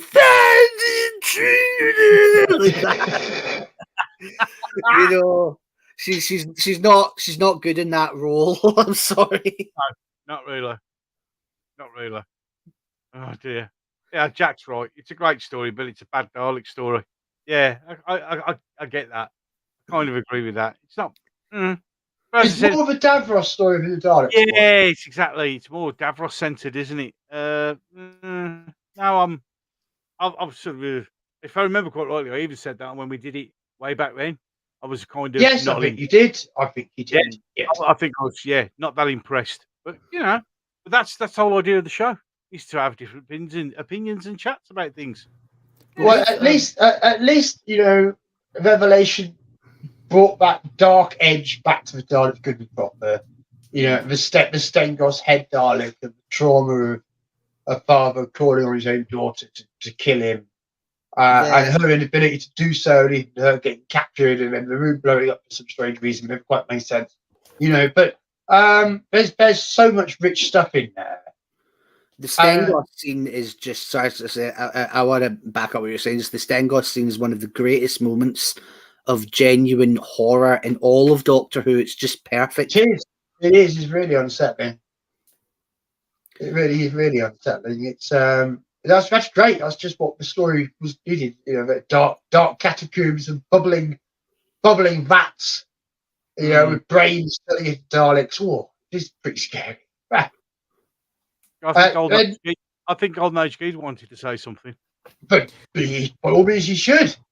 Yes, with Revelation of the Daleks, it's kind of a hard one because I'm kind of at two thoughts about it. Because, I mean, don't you think it kind of goes a bit against the whole Dalek ideology of the fact that they're trying to deal with the humans in like stasis and the remains of the humans, because the entire point of the Daleks is supposed to be to hate everything that's against them. So don't you think it's a little bit contradictory that they're sort of meddling with this type of situation that the humans are in, because it's Davros. Sorry, it's not the Daleks that use it. It's Davros who just kind of wants a new army of Daleks for his own power. So I can understand. I suppose, yeah. I mean, sorry, Karen. Oh, I'm just saying that kind of does well. So I suppose when you view it from that, it does kind of add a lot of credit to the whole sort of Dalek Civil War thing and how, they've sort of distanced themselves from Davros in a way. Like, there's a difference between the followers of the Supreme Daleks and the sort of Davros loyalists, and it does. I suppose we view it from that. I just thought initially, with the whole idea of the Daleks, but when you do consider it from the idea of the confliction between,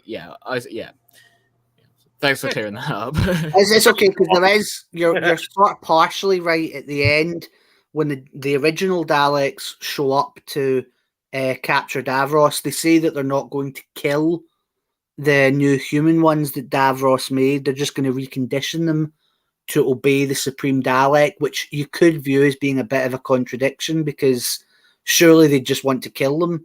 But I mean, you can maybe rationalize that as they're just going to use them as a slave force. Those Daleks will be like, say, the Ogrons that they'll use for a bit and kill off. But either way, that has been cited as a famous plot hole when reviewing the story, that in this one they're happy to use those Daleks as slaves. But in the very next story, they're wanting to kill the other Daleks for being, even remotely different to them. Well, firstly, whoever needed the slaves might not need them anymore. Maybe they finished what they were supposed to do. Maybe they're still slaving out there. That's possible, isn't it? Yeah. At least they're not pigs. Well, this is true. I suppose what it's trying to do is it's trying to subtly say, but a force of Daleks as large as Davros has built is too powerful for the for them to ignore. Yeah. Oh, he's gone again. So yeah, I see. Yeah. It's an interesting one. It is an interesting, but as I said, it's. So one thing I love about this story is, last thing to mention, it's not even to do with the Daleks, but the character of Jobel is absolutely hysterical. He's one of the most hateful, awful guys. I mean, at the end when she's having a breakdown and he's just having a great wee time. And I love the way it's everybody hates him, because even when he's stabbed, if you watch, no one comes to his aid. No, they just leave him. Just leave him. What have you done? You've killed Jubal. You can't have killed Jubal. It's just like them bleeding out. No one cares. He deserved it, though. He did deserve it. And it was the actor, even his own actor hated him. That came up with the idea of the wig coming off because he thought that'd be a final good little humiliation for the horrible man. We shouldn't leave Jack to struggle alone. Of course, we should be checking out his channel, Jack Rabbit Podcasts. Oh yeah, absolutely. Is there anybody not subscribed to him already? Because if you're not, you should be. You better go and do it. I didn't know he had a YouTube channel. I'll subscribe to that. Once we're done here. It's a great channel, mate. It really is. Really yeah, absolutely. Another YouTuber. Yeah, I'll actually be subscribing to it twice because there's this one I've got, but I'm going to set up another one for later. So so you'll all get 2 extra subscriptions. Another excellent point from Jack. The music in this story is amazing. Music. Don't get me wrong, the music in this was brilliant. But then again, top 80s Doctor Who synth. Oh, awesome synth, absolutely brilliant. Well, I think I still prefer Michael Varani. True. It's a very good track. Remembrance is my favourite soundtrack actually for Doctor Who. I know we're going to get to that in a minute, but I think that's lucky because that's the next story we're going to talk about. Yeah, exactly. So I think that's the best soundtrack. Anyway, carry on. I'm just saying that. Well, I mean, Remembrance. Let's talk about Remembrance. It made a huge splash actually, because it deliberately took Doctor Who right back to its roots as literally 1963. Let's set a story in 1963. And of course it's meta because you've got that new science fiction story Doctor about to start. I mean, this was the last glory of the Daleks in the classic series. Yeah. And it was building up for an epic Dalek civil war with a Doctor manipulating everything with his secret super weapons. And then it turns out to be Davros again. Which I really was unhappy about at the time. And I said that on the Sylvester Boy stream. I know I did. Yes, you certainly did. I remember. Yes, because I did it always have to be bloody Davros? Was where I was at by then. As a fan watching it. And of course, the other thing Remembrance did was strongly hark back to the racism angle, which was such a part of the Daleks' original characters. Really couldn't get a more intolerant bunch of racists. Oh no, not really. They put Southern good old boys to shame. They certainly do. They certainly do. I do love how Radcliffe's ideas kind of, turn in on him. All his stuff about, like, the superior race, and then he ends up being treated as this, like, pathetic little, fly by the Daleks. I think that was just he's trying to run up a flight of stairs like a little bitch and gets exterminated up the arse by a girl. I mean, right? It's a pretty bad way to go out. Yeah, it's not a good way to go out, is it? Let's be honest. So the girl I thought was a really cool, creepy idea that harked back to Destiny. And, do you guys, I don't know if you've ever read spin-off material, but you know what happened? The story they gave to the girl after the events of Remembrance. She ended up... the other day, I went, God, no, that's terrible. Yeah, so she ended up in an insane asylum for the rest of her life. Like, and there's a story where Ace visits her in like the year 1999, and she's still in that insane asylum, which I thought was really, really dark. Yeah, very dark. Really quite creepy. Very dark. It makes the ending where, like, she's crying all the more tragic, like, because that she's completely broken. But I actually think, and this is one thing I'm going to do in my alternate sequel. I'm going to have that girl have a less tragic path and become a companion for a later incarnation of the Doctor when she's older, because I think she deserves better than just being dumped in an insane asylum. I think you don't have to fix stuff that was never canon in the first place. Yeah, true. The Doctor Who wiki treats it. I mean, I'm not saying I dislike that. It's a really creepy idea, but it is quite, it definitely adds a really dark. Yeah, so really dark ending to that. But it's quite good.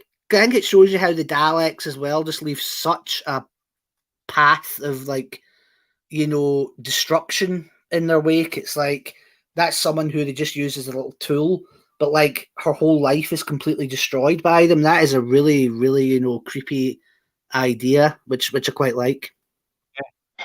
Yeah. Well, I mean, I just never thought about it until you told me about it. I still think it's a bit gratuitously unnecessary, but whatever, Yeah. I mean, the Daleks are bad news, but I would like to think if her fate was back, the Doctor would have known and done something. Yeah. He didn't seem bothered about her. He might have gone, "Oh, that poor girl, she's been stuck in the Dalek mind control. I better decondition her, or she'd be a mental case her whole life." I mean, that wasn't part of the deal. That I think is one of the reasons I'm against it. Is the Doctor was aware of her, wouldn't have allowed that. To be her fate. So you can rest, you can sleep easy and let that nasty, toxic piece of shitty fan fiction slip away. Well, I mean, I told you I'm doing my own thing with it, but I mean, so it's getting a wee bit away from the girl. Oh yeah, I mean, awesome fan fiction is something else entirely.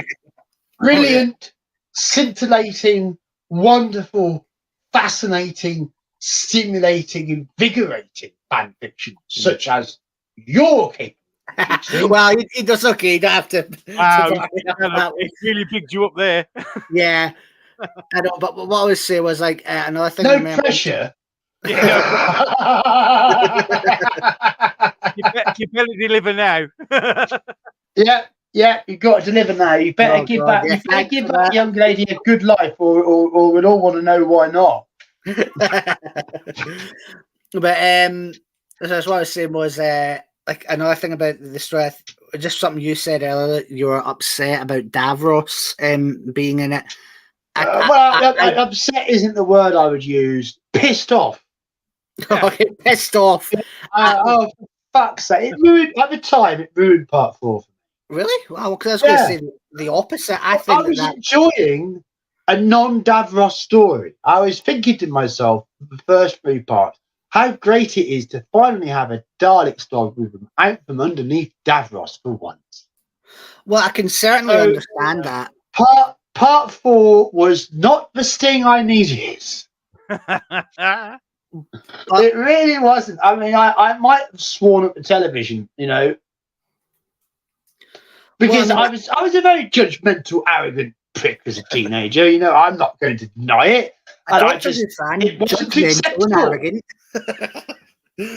Prick, yes. Who could believe it?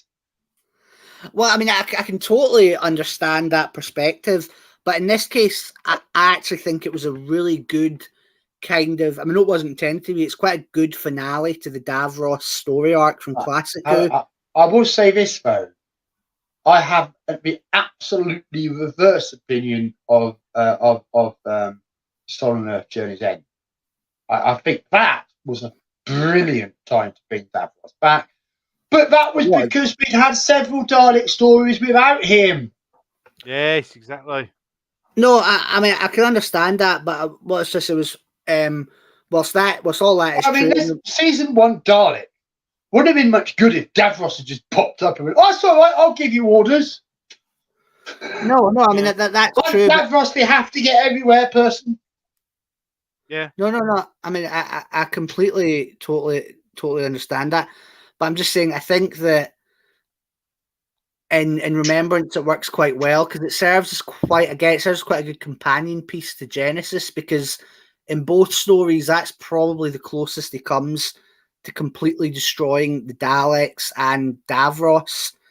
And he decides to give it up in Genesis, but in Remembrance he goes through with it. But there's a similar scene in both.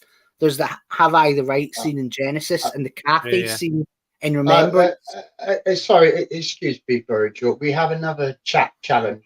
The Time Prophet, John White. But we had Michael Sheard from Alpha Pet and Grange Hill. Didn't that make up with it?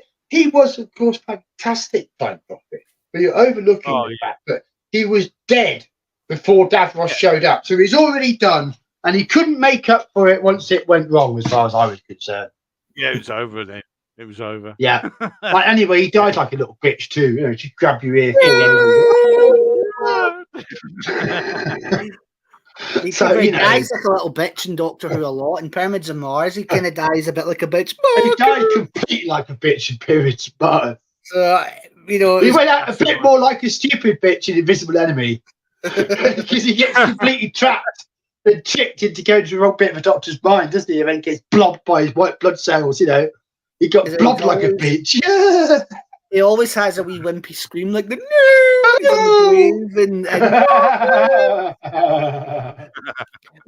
So as I was saying, with but he did give Ace a cracking kick in the groin, knee in the groin. He was good at that. You know, punch him in the balls. You can see that he took the breath out of Sophie when he did that too. Like, oh, you just shove it down the cellar.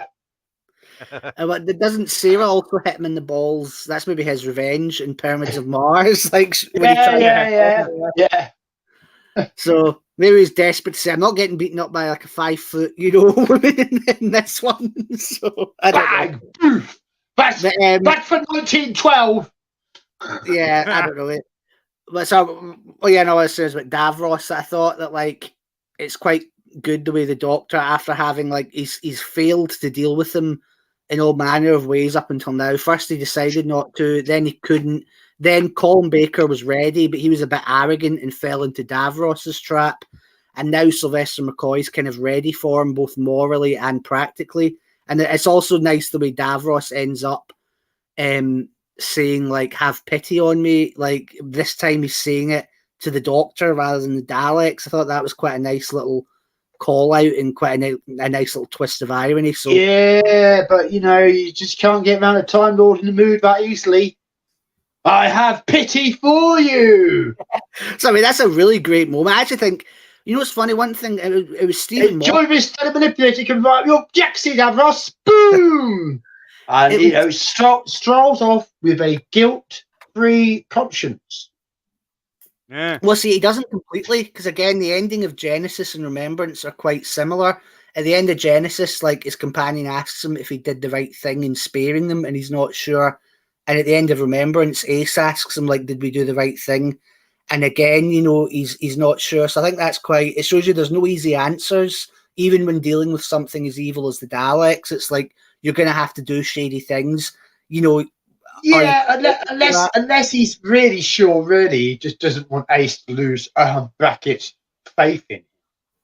Well, yeah, maybe it's that, but even I like to think me genocide. No, it wasn't like that at all, Ace. No, I'm really sorry about it. Now, speaking of Ace, this whole plan I put in motion to exterminate the entire Dalek homeworld, I can't even regret it. Almost. I mean, was it really necessary? I'm a bit conflicted. I'll work it out over time. But so speaking of Ace, she actually gets a really cool scene in this. I mean, the bit where she smashes the Dalek to bits with the baseball bat. I mean, that's pretty. It's pretty impressive for a teenager to take on an alien war tank and make it call for reinforcements. You know, it's all part of the impressive power of the member bearers, you see. Yeah. Because the Dalek bashing the baseball bat scene is probably the most memorable Ace scene. Oh, by far. So much so that when Ace was brought back for Power of the Doctor, she had her baseball bat handy. She did indeed. Minor problem, but it got broken completely. See, that really was crap in Power of the Doctor. I mean, no offense. Do you remember, Barry? I know. I mean, no offense to Sophie Aldred, right? Who I've met and is just an absolutely amazing person. She's another one that you want to marry. She's so wonderful.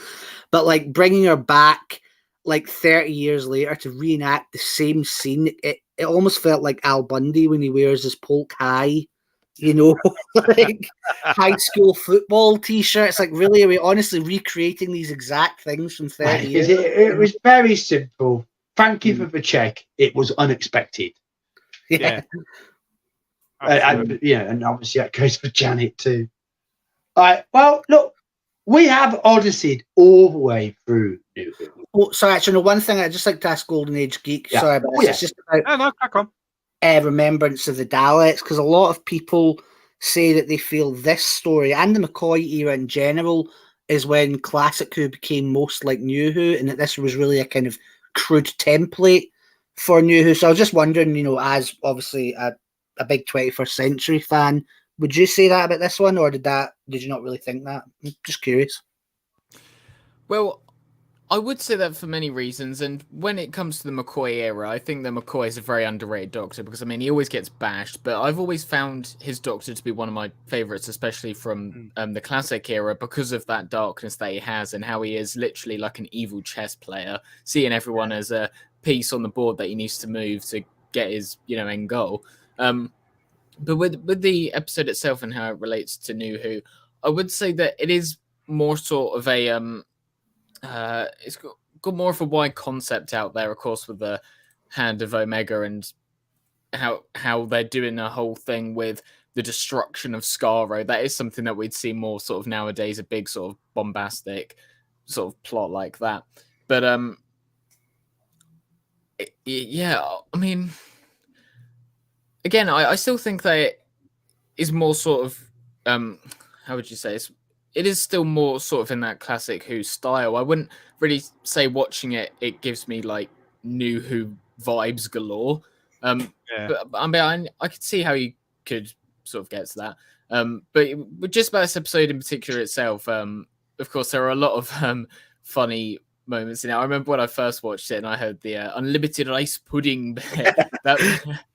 That's something that I had to say on the daily as well, just because it was a funny thing to have in there. And isn't this episode the final one with the brigadier in it as well? No, it's Battlefield. That's Battlefield. Yeah, this is Group Captain Gilmore. He's a break stand-in. Yeah, he's a stand-in. Yes. See me, Pamela Salem, who's so gorgeous, is a stand-in for Barbara, I believe, and the other blonde that's with her is a kind of stand-in for Liz because it's the anniversary story. So I'm just kind of doing a lot of stand-ins. She was one of the hottest, almost murdered people in Robots of Death, wasn't she? So, almost murdered. Yes, boys. She reminds me of Jenny Agutter a bit. She's got that same type thing. I don't know what it is, but they should have played sisters, I think. English posh bird aging well. Yeah, definitely. Indeed.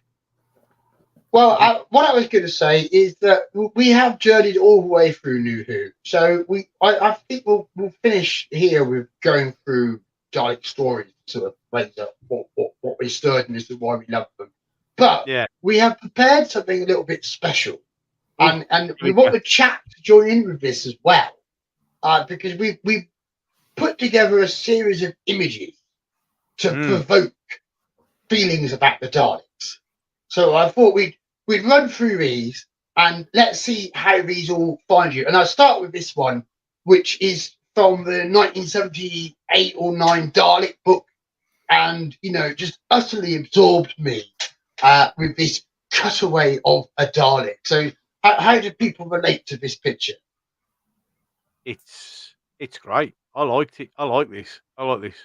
It's I mean, it would have been better if we got what the numbers meant. Well, I think number one is I. Yeah. Number two is I cooling things. Number 3 is blinky light. Number 4 is computer brain. Number 6 is some power chambery thing, etc. Number 7 is Dalek sits in here. Or no, that's number 10. Sorry. Number 13 is ball is sitting there, and number 14 is it rolls around. And number 11 in lots of places is eggs and stuff. Eggs terminate. Eggs. It was coming. Yeah, it was coming. So I just need to go away for a few minutes, guys. I'll be back soon. No worries. But no, it was great to have a cutaway. To be fair, to be able to see what you thought was in there and see if it matched. I like that. I like. Sadako says it reminds him of a Dalek model kit. Did they ever do a Dalek kit with an openable inside? I'm pretty sure they did, didn't they? Oh, you know what? I can't remember. I seem to remember it, a Dalek model kit with modelled interior. It sounds. But I think the next one is on the same thing. Right then, let's just let me just change the change the picture over slowly but steadily. If it'll do it, there we go, and we add that one, which is a more modern one. This is the modern version of the same thing. Yeah, but even so, you can see it is the same. Where the Dalek sits in the lower part of the body. The big sort of bally, powery thing powering it right beneath him. The sort of central shooty bit that handles the guns and everything, and the computer brain at the top. It's this idea that the Daleks are so well thought about, that they've been conceptualized inside and out, and no other Doctor Who monster really has that. No. I mean, you don't get Zygon autotoxic pictures, and showing me what's inside a Cyberman would be a bit gruesome as well. But with the Daleks, we just have to go all the way. But yes, Sazako, how did Ian ever fit in? Or Mr. Diagoras or Jenna Coleman? But I could just about see Jenna Coleman fit, but they had to completely ignore this in order to run the artifice of people being hiding inside Daleks again. It wasn't a good idea. But this is canon. What is inside Dalek. That's how they're set. And the continuity is pretty good as well, because the thing above the main Dalek form looks a lot like a mechanoid. It does, indeed. Yeah, absolutely. Yeah, if you look at the two together, that it's nice and I like it. This is a good match for what was what was shown into the Dalek. Wow, not perfect, pretty good. Yeah. The basic layout, the idea is absolutely. Yeah. Very good. Do you want me to? Yeah, let's move on to the next one. Let's move on to the next one. I know someone said I could do a slideshow. I ran out of time, so you'll just have to bear with me while I bring them up. Even though this one doesn't want to. There we go. I've got it. Yeah. There we go. Ta-da! The Dalek ship. The Dalek saucer, obviously, this is from the Dalek Invasion of Earth movie. How do you feel about the majesty of the Daleks on display? Would you quail in fright as bees fly across the sky, knowing your planet's doomed because your new masters are here to enslave or exterminate you as they will? I think that's something actually that hasn't been touched on quite as much as it should. Probably because we do set too many Dalek stories on Earth, which is what you said, that idea that it's not just that you're going to die when you go up against the Daleks, it's like your entire planet, all the culture and struggle that's gone on for thousands of years, it's going to be for nothing. It's just going to be wiped out by these horrible, cold, unfeeling monsters that won't even care. They won't, it's not like even like the Sontarans will view that as a great victory. They'll just be very methodical about it. They're not even killing you because they care about you, even in a negative way. You just have no right to exist in a Dalek universe. No. And I think that's something that they should have maybe done. Had a few stories, maybe where the Doctor loses, where like you actually see, or you meet people whose planets have been destroyed and they were the last survivors.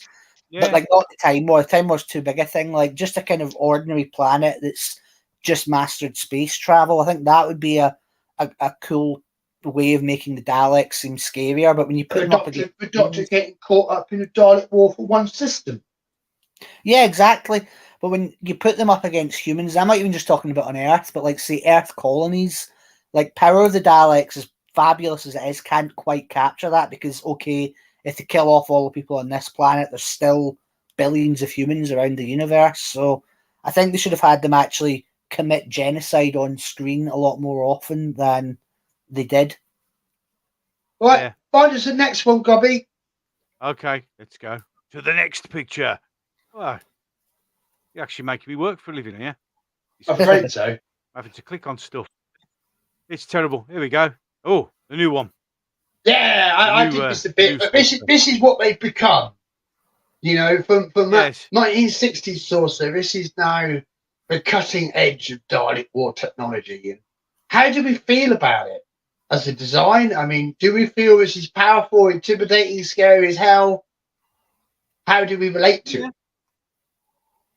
I think it's quite powerful. Remember, you're going to be sort of looking along the lines of Independence Day and stuff like that with big saucers. The bulges at the bottom would have been more impressive if they'd actually detached and became smaller. Oh yes, yes. That would have been even more frightening. So you got the big ship that turns up and then they all drop off and go. But I do love the way you get whole streams of Daleks just pour out. Yeah. But imagine if you could you got the big one and then you detach a smaller one. And then they could just drop. I can, yeah. I mean, that's a drop ship free tip. Free tip to RTD there. How to jazz up the Dalek ships, but give them detachable balls. Drop pods. Awesome drop pods. So that reminds me. Speaking of Dalek balls, there's a YouTube channel that I recently discovered. I might as well plug this. I don't even know this guy. I've never even interacted with him. I just genuinely think it's a good channel. You've probably heard of it, but it's called Dalek Bumps. And it basically covers everything you could want to know about the Daleks, like all the bits of spin-off material from the 678 Big Finish stories. And is that really? Good grief. Well, I don't know if there's that amount. There probably is. I mean, goodness knows. It sounded a very factual number. Well, actually, no, I can get it up. I think... Because I remember I looked on Big Finish's website. I typed in, because you can narrow your search by typing in. I typed in Daleks, and it brought up 144 results. But I'm not sure. Wow. Yeah, there's probably more. There's probably more than that because that would include box sets where there could be 6 stories. So, but there's at least 144 Dalek releases. And then there's all the books. Yeah, exactly. I mean, there must have been 5 times the number of Dalek stories at least in book form. With all the different pop stuff that's been published over the years. There's the comics as well. Yeah. Did anyone get the TV Century 21 comics? I wanted to get them, But cause me and Benjamin Cook hate each other, I didn't really want to give him money. I would hold this space and wait for more pictures if I were. Sorry. Yeah. Sorry about that. On the topic of things that might come from TV21. We will see what we have waiting for us. Well, any case, I've just shared the link to that Dalek bumps on the Nice one, Gobby. Yeah, in the chat there. That's brilliant. Everybody can pop on. I'm going to pop on over and have a look at that one. I like this one. I really like this one. Oh, this is tank. The cutting edge of Dalek war technology. This is what they were using to attack Gallifrey. So you know, this is where the show is taken. Yeah, I like that. Yeah, this is the Daleks at war. That is cracking, isn't it? It is. It's awesome. Absolutely awesome. Some serious firepower on that. I like that. It'd be nice to see that, like properly walking or something. Oh, yeah. I will say I don't know why New Who, because it's got presumably a bigger budget. Why it hasn't been a bit more creative, like done things. I mean, obviously, I want them to keep, the classic Dalek design because it's one of the best designs in anything. Yeah, they've screwed up changing it twice. Yeah, they have. Oh, yeah, but, true.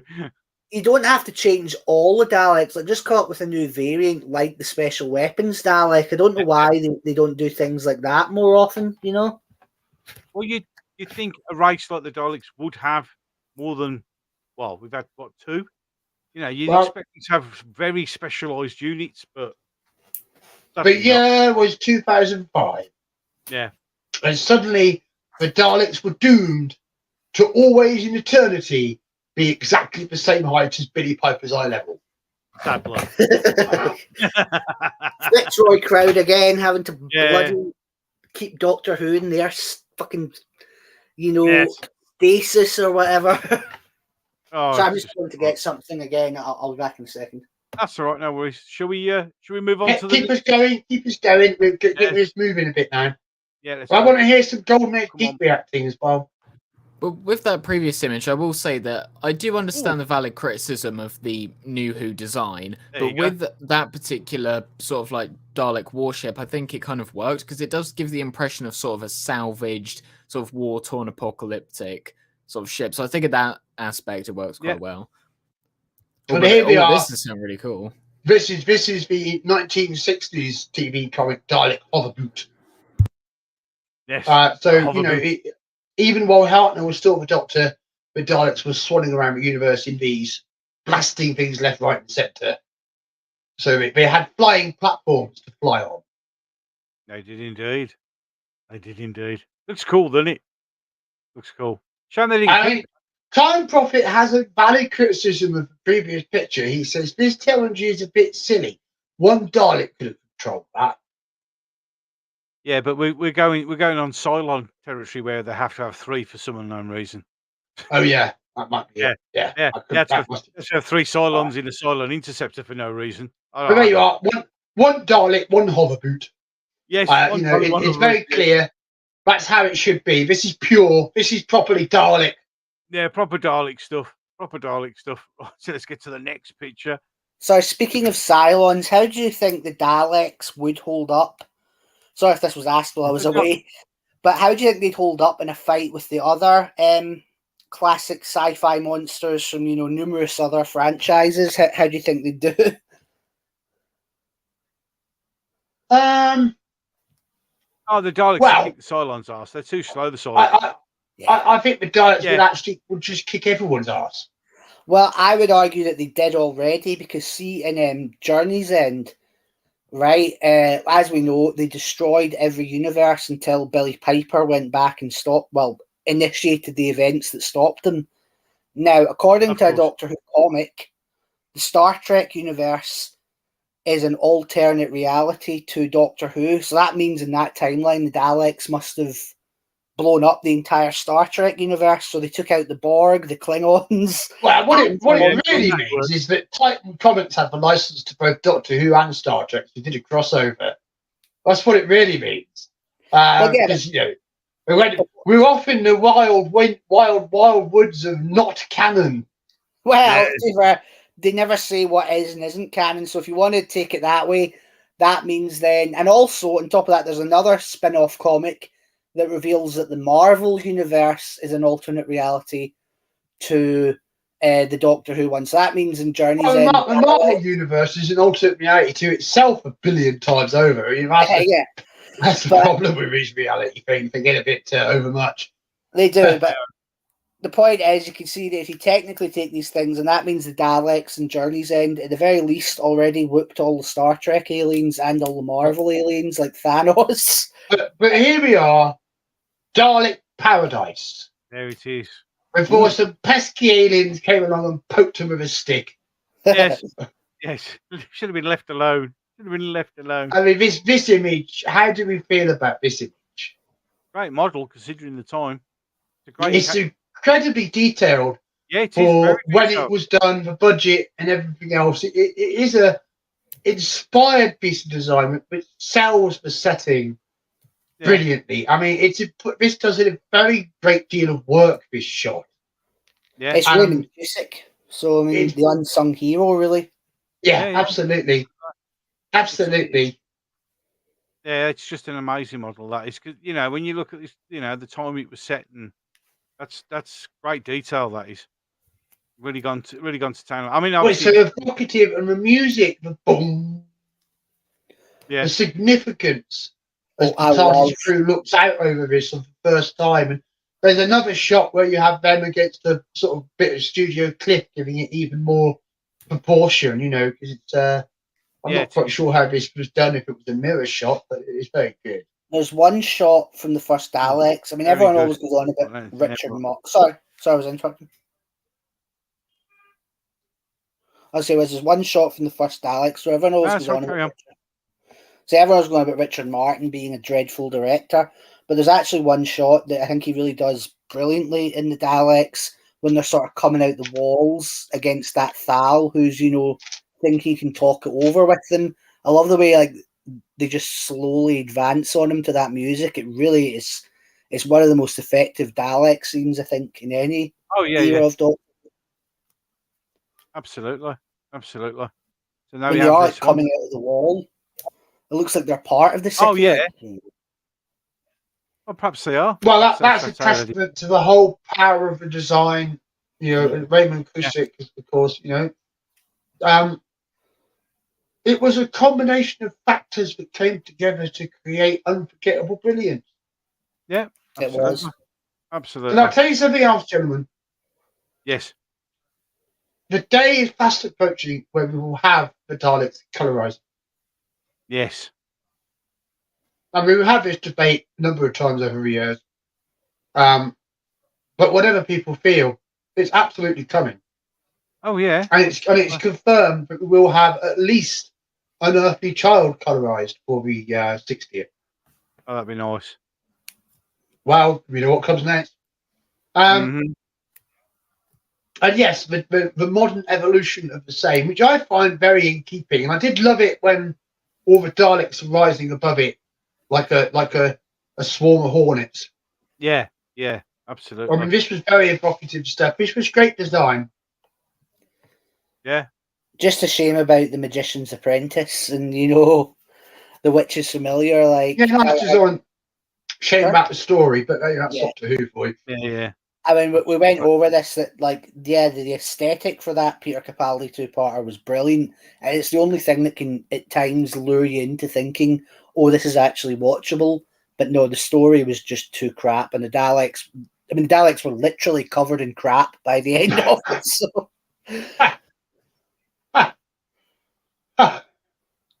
Sad but true. Right. There we go. The Native of Scarlo. This goes from the same story, but it is the original 1960s Dalek design. And I mean, to me, this picture just speaks to the power of that design. You know, that you can take that Dalek and put it in a modern context, and it still works every bit as well. And I love the blue balls they really pop.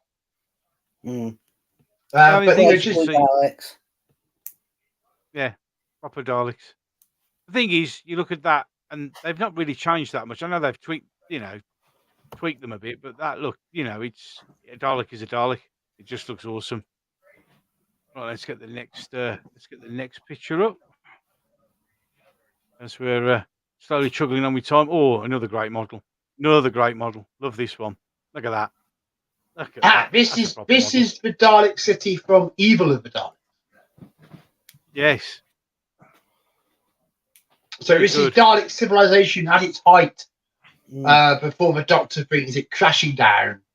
Yeah, that's actually one thing I'd say earlier was that the prop for the Emperor in Evil of the Daleks was incredible for the time. I mean, that must have cost quite a bit on their budget to build such a large, like impressive looking prop, and it's one that really sticks in your mind.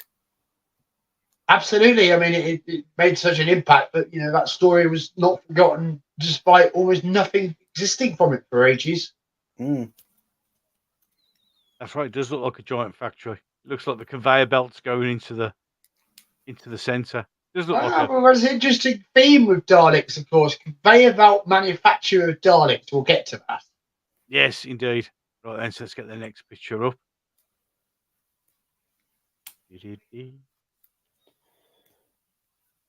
Oh, this one's nice. Just give you an idea of being slightly outnumbered. Yes, the Dalek army awakening and orders to destroy. Down there in planet Spiridon. Such a powerful scene in Doctor Who history. Oh yeah, and awesome. You can't let it wind you up. No, just great. Wind up Dalek toys. Wind up Dalek toys. Can't let it wind you up. No. I got it. Yeah, I got it. I didn't get that one. That one didn't land, but never mind. It doesn't matter. Let's go to the next one. Oh, classic Daleks from slightly better. There we go. And this is for boys today. All dark and serious. Yes. Very threatening. Very threatening. They need things painted on the side of their helmets, like Vietnam War veterans. Yeah. Just me. How many files do you get today? Yeah? Time to exterminate. Can you imagine a Dalek with tattoos? Some more old Dalek. Here is the collapse of the end of the Emperor. The ruination of Skaro from Evil of the Dalek. Yes. Do not fight in here. Do not fight in here. Kill each other somewhere else, but don't kill me. That's basically what he's saying.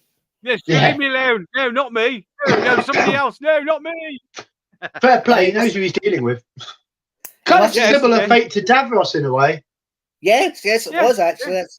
Well, remember, there's some fan fiction that says he is Davros, that the Emperor. I've never really liked that, to be honest. But some people have said that. There's the same fan fiction, but put Davros inside the Emperor in remembrance of the Dalek. Never mind. Also, one thing actually. Never mind. Here comes the next one. Okay, I was going to ask, what do you guys think of some of the Big Finish Dalek stories? Are there any of those that you like? Barely listened to any of them. I've not done Big Finish, so I can't. I've not got on with Big Finish. I could listen to Big Finish, or I could go on to Audible, and I could listen to really good audiobooks. Fair enough. Yes. When you really get down to it, that's the choice. I haven't got a lot of confidence in them. And they're so horrible to people on social media. Why should I even give them a chance? I mean, that's where I've got to. I really think we need completely fresh blood, new people, new takes, and none of these old biases.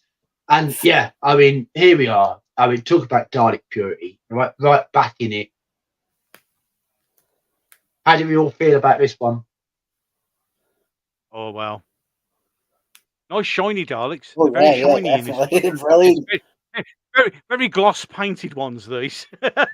Sorry, just to get back to what you were saying there, John, about them being dicks to people on social media, I remember Nicholas Briggs, who, to be fair, hasn't been nasty to individuals, but he's been a bit of a prick with other things. He said that the Daleks are better than Jodie's critics because the Daleks accepted that Jodie was the Doctor, and so they weren't as misogynistic as us. Oh, God, yeah, whatever.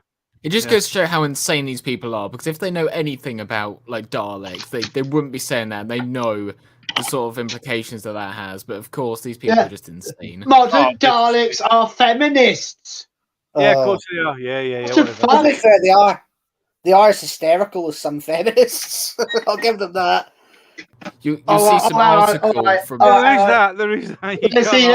Let's see. Sticks and stones might break my bones, but you can always say something to annoy a Dalek. Hey, it works, doesn't it? Yeah. If you know the big clip, that Kate Smurthwaite, isn't it? Like, another one of those brackets comedians. This guy does this sort of just finishes off the interview, just chucks that as a passing line, and she explodes. So one thing very Dalek-y, I have to admit, it is very Dalek-y. One thing Sadako said there about 7 Keys to Doomsday is a listen. I agree, that's a good one, and so's Curse of the Daleks, but they were adapted. Well, I'm sure he knows this, but just for anyone else doesn't, they were adapted from old stage plays, and obviously in the 60s and the 70s, so that's why I think they're of a slightly higher quality. And Curse of the Daleks, there's some bits of it that haven't aged well, but it is a really, really good play. Very creepy. Excellent. But I mean, how can you check it out still? Is there recordings of it? It was when Big Finish did an adaptation. They just took the script and adapted it for radio. So. They did it. Okay. But back to evocative Dalek pictures. This one. Ah!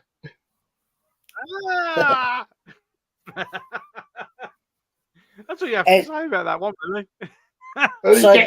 Getting the fight on. Golden Age Geek, you were going to say something that was just about an article, I think.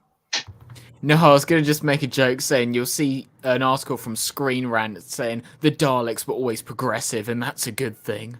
You'll see some article like that. Oh God, I can just see it. Yeah, if it wasn't, they've just got that idea. I'm getting ready to hit All agricultural methods were backwards, but you keep bringing up with Dalek Net Zero. Yeah, I fucking believe it. Yeah. Why Daleks are better for the environment? Everything is dead. It cannot pollute. Yeah. Daleks solve the extinction problem. One of my favourite. So more evocative Dalek stuff. Stengos begging for his life to be ended by his own daughter. What a brilliant scene that was. Only White House is spinning. That's oh dear. That one. Let's get the next. Lots of dead people in this one, or injured people in this one. There we go. Yes, we have a brutality of the Daleks. Which Geneva Conventions do the Dalek break? All of them. I'm amazed there hasn't been a story called Brutality of the Daleks, because there are so. Is that what is the Geneva Convention? That's brilliant, guys. Well, I mean that's that. There you go. Now your Dalek story has a name. It already had a name. I expect a body character man. But yeah, I mean, I think this scene in Resurrection is very affecting. It gave people nightmares. To see the melty germ faces. Oh, that really freaked me out. Is there nobody going to put her hand up and admit to being upset by this scene when they were young, or am I barking up the wrong tree? You were good. Completely. Good. It means you're a functional human being. You bunch of retrogrades. Wow. I didn't feel anything. Yes. Joe Warfare's important to me, John. Now I have an umbrella. Yeah, I got a number on Quite that. like to Genesis LP is fantastic, Darren. So it's the seventh Doctor abseiling down into the Dalek shuttle. You know, I cannot move. I'm locked into the controls. What a silly design, then. Why did you do that? I don't know, but I can't exterminate him. Now he's messing with my shit, and I can't stop him. Help! The Doctor is messing with my shit. He's messing with my shit. That's ridiculous. What a crap design though. Put the pilot in so he can't get out. I know. How do they get him in? Coming here, there's free oil change. Oh, I mean, free oil change. Yeah. You're the pilot. You're the pilot. You're not getting to exterminate anyone. Yeah. You got to stay and part of the ship. What was that click then? Oh, did we mention you can't get out again? What? What a crap design. But then again, only a good cause.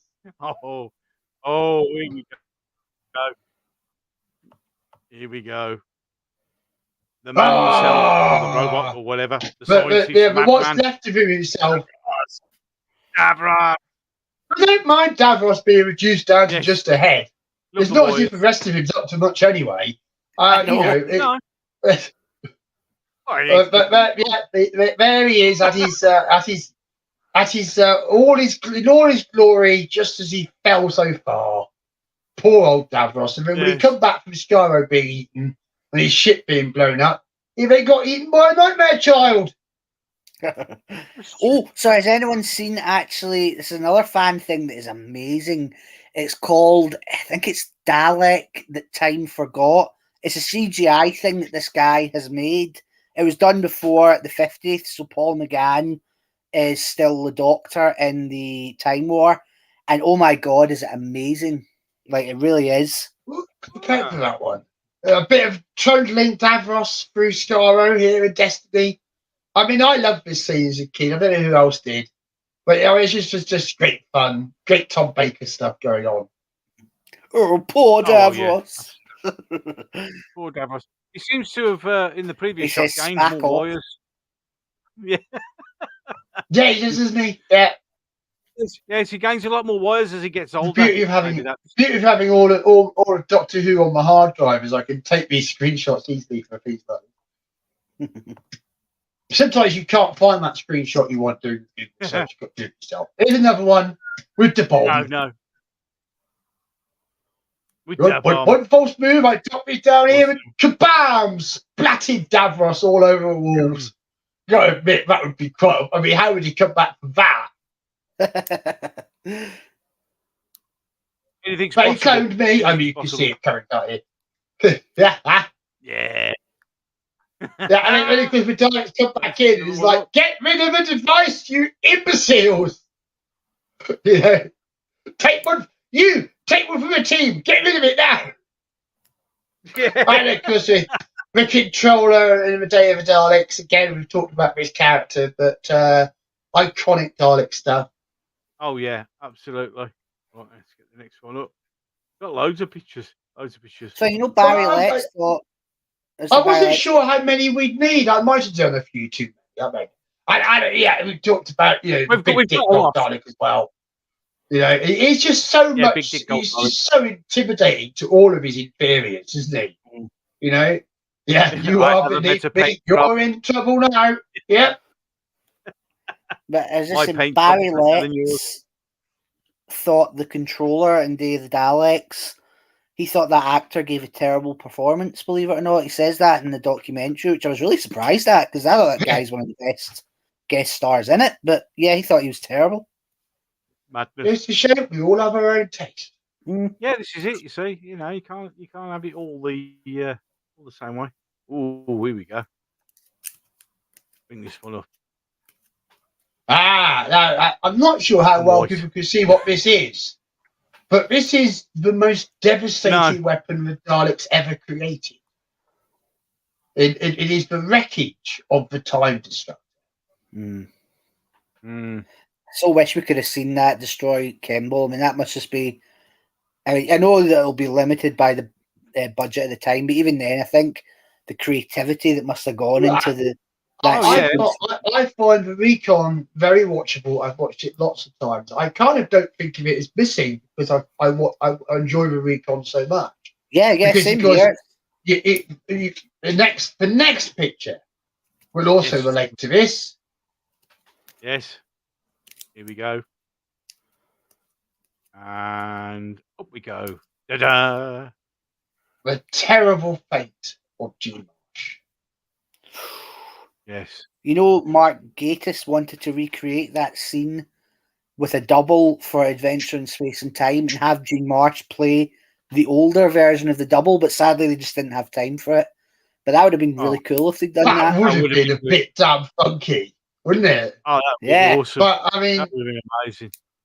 It is a tragedy we don't have this episode because it is such a it is the most dramatic, stark, brutal ending to any Doctor Who story for a very long time, at least.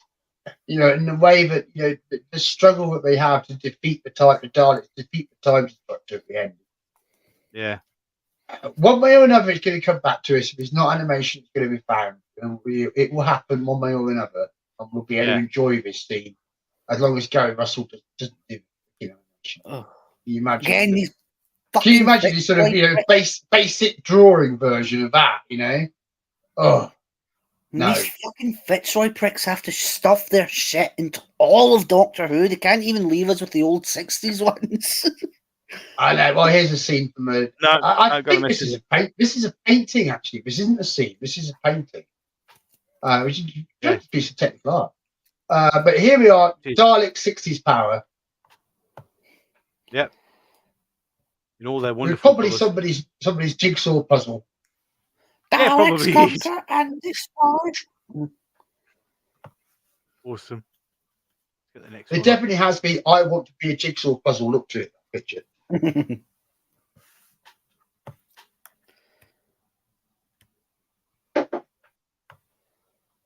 And Daleks Ascendant. Legions of Daleks under the Emperor. This is from animation that everyone poo-pooed, but actually it was rather fun. The Dalek series from a couple of years back. It was very crude, but it was a pure Dalek story. Oh yeah, 100%. 100%. Right then, should we make the next picture the last one as time is advancing? I think we're going to have to because we're up to tea time for everybody. So let's finish off. What are we finishing on? Yes, and what I'll do is I'll put up a nice picture. On that.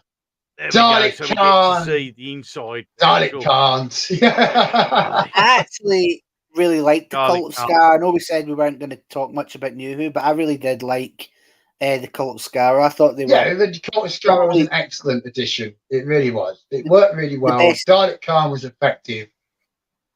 All the RTD Dalek stuff wrapped up really nicely.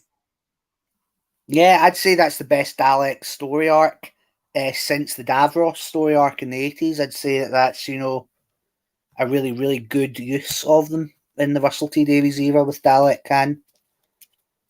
Yeah. I'm trying to remember some of his dialogue. Sadako's got one line there. One thing, one final act. The entity, I landed here.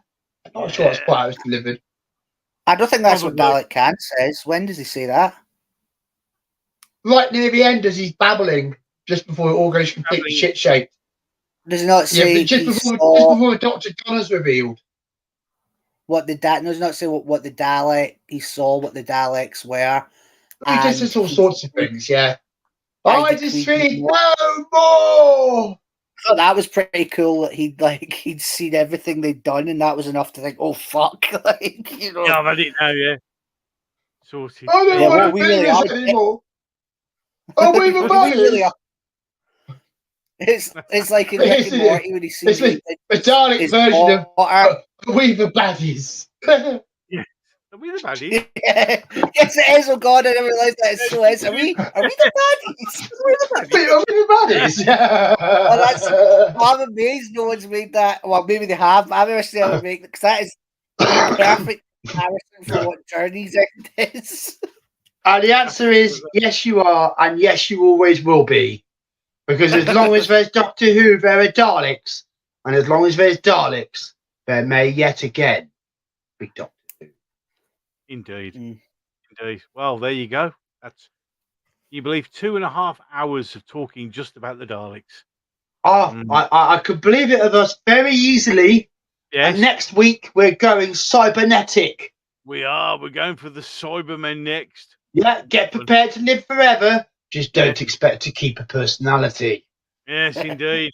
Indeed. And I'm having From the ultimate Nazi metaphor to the ultimate commie metaphor. Ooh. Yes, indeed. Ooh. For that, for a controversial take. That'll be fun. I don't agree quite with that. See, I knew it. I knew it. And next week will be interesting then. That's okay. No, thank you so much, everybody. Thank you for coming. Thank you for sharing your love for the Daleks. Let's brace for Cybermen next week, and let's just show why we love those boys who tell us just so much. Just so much. Awesome. Right then, gentlemen and ladies, and anyone else who was in the chat, thank you so much for watching. Shall look forward to seeing you in the next one when we talk about the Cybermen. Can I say thanks to John the White, Burrinjaw, and Golden Age Geek. Thank you again, gentlemen, for being on this. It's been an awesome stream. Thank you for all of you that's been in the chat. It's been great. There's been some very interesting things being discussed in the chat. And without you, this show would be, well, just us four talking to ourselves, which wouldn't be, well, I don't know, it'd still be good. It just wouldn't be half as good. No, we wouldn't get that feed. It wouldn't be half as good. So with that, I know we have to do all the thinking. Yes, we'd have no one to take the piss out of. No, this is we wouldn't get the fun challenges from the chat, the interaction. Yes, we couldn't do it without. No, we couldn't do it without anyone, really, could we? That would be a bad stream. Yeah. A very interestingly boring one, but there you go. Right then, with that, I'm going to bring this to a close. Thank you so much, and we shall all see you same time next week with the Cybermen. Good night, everyone. Good night. Good night. Bye.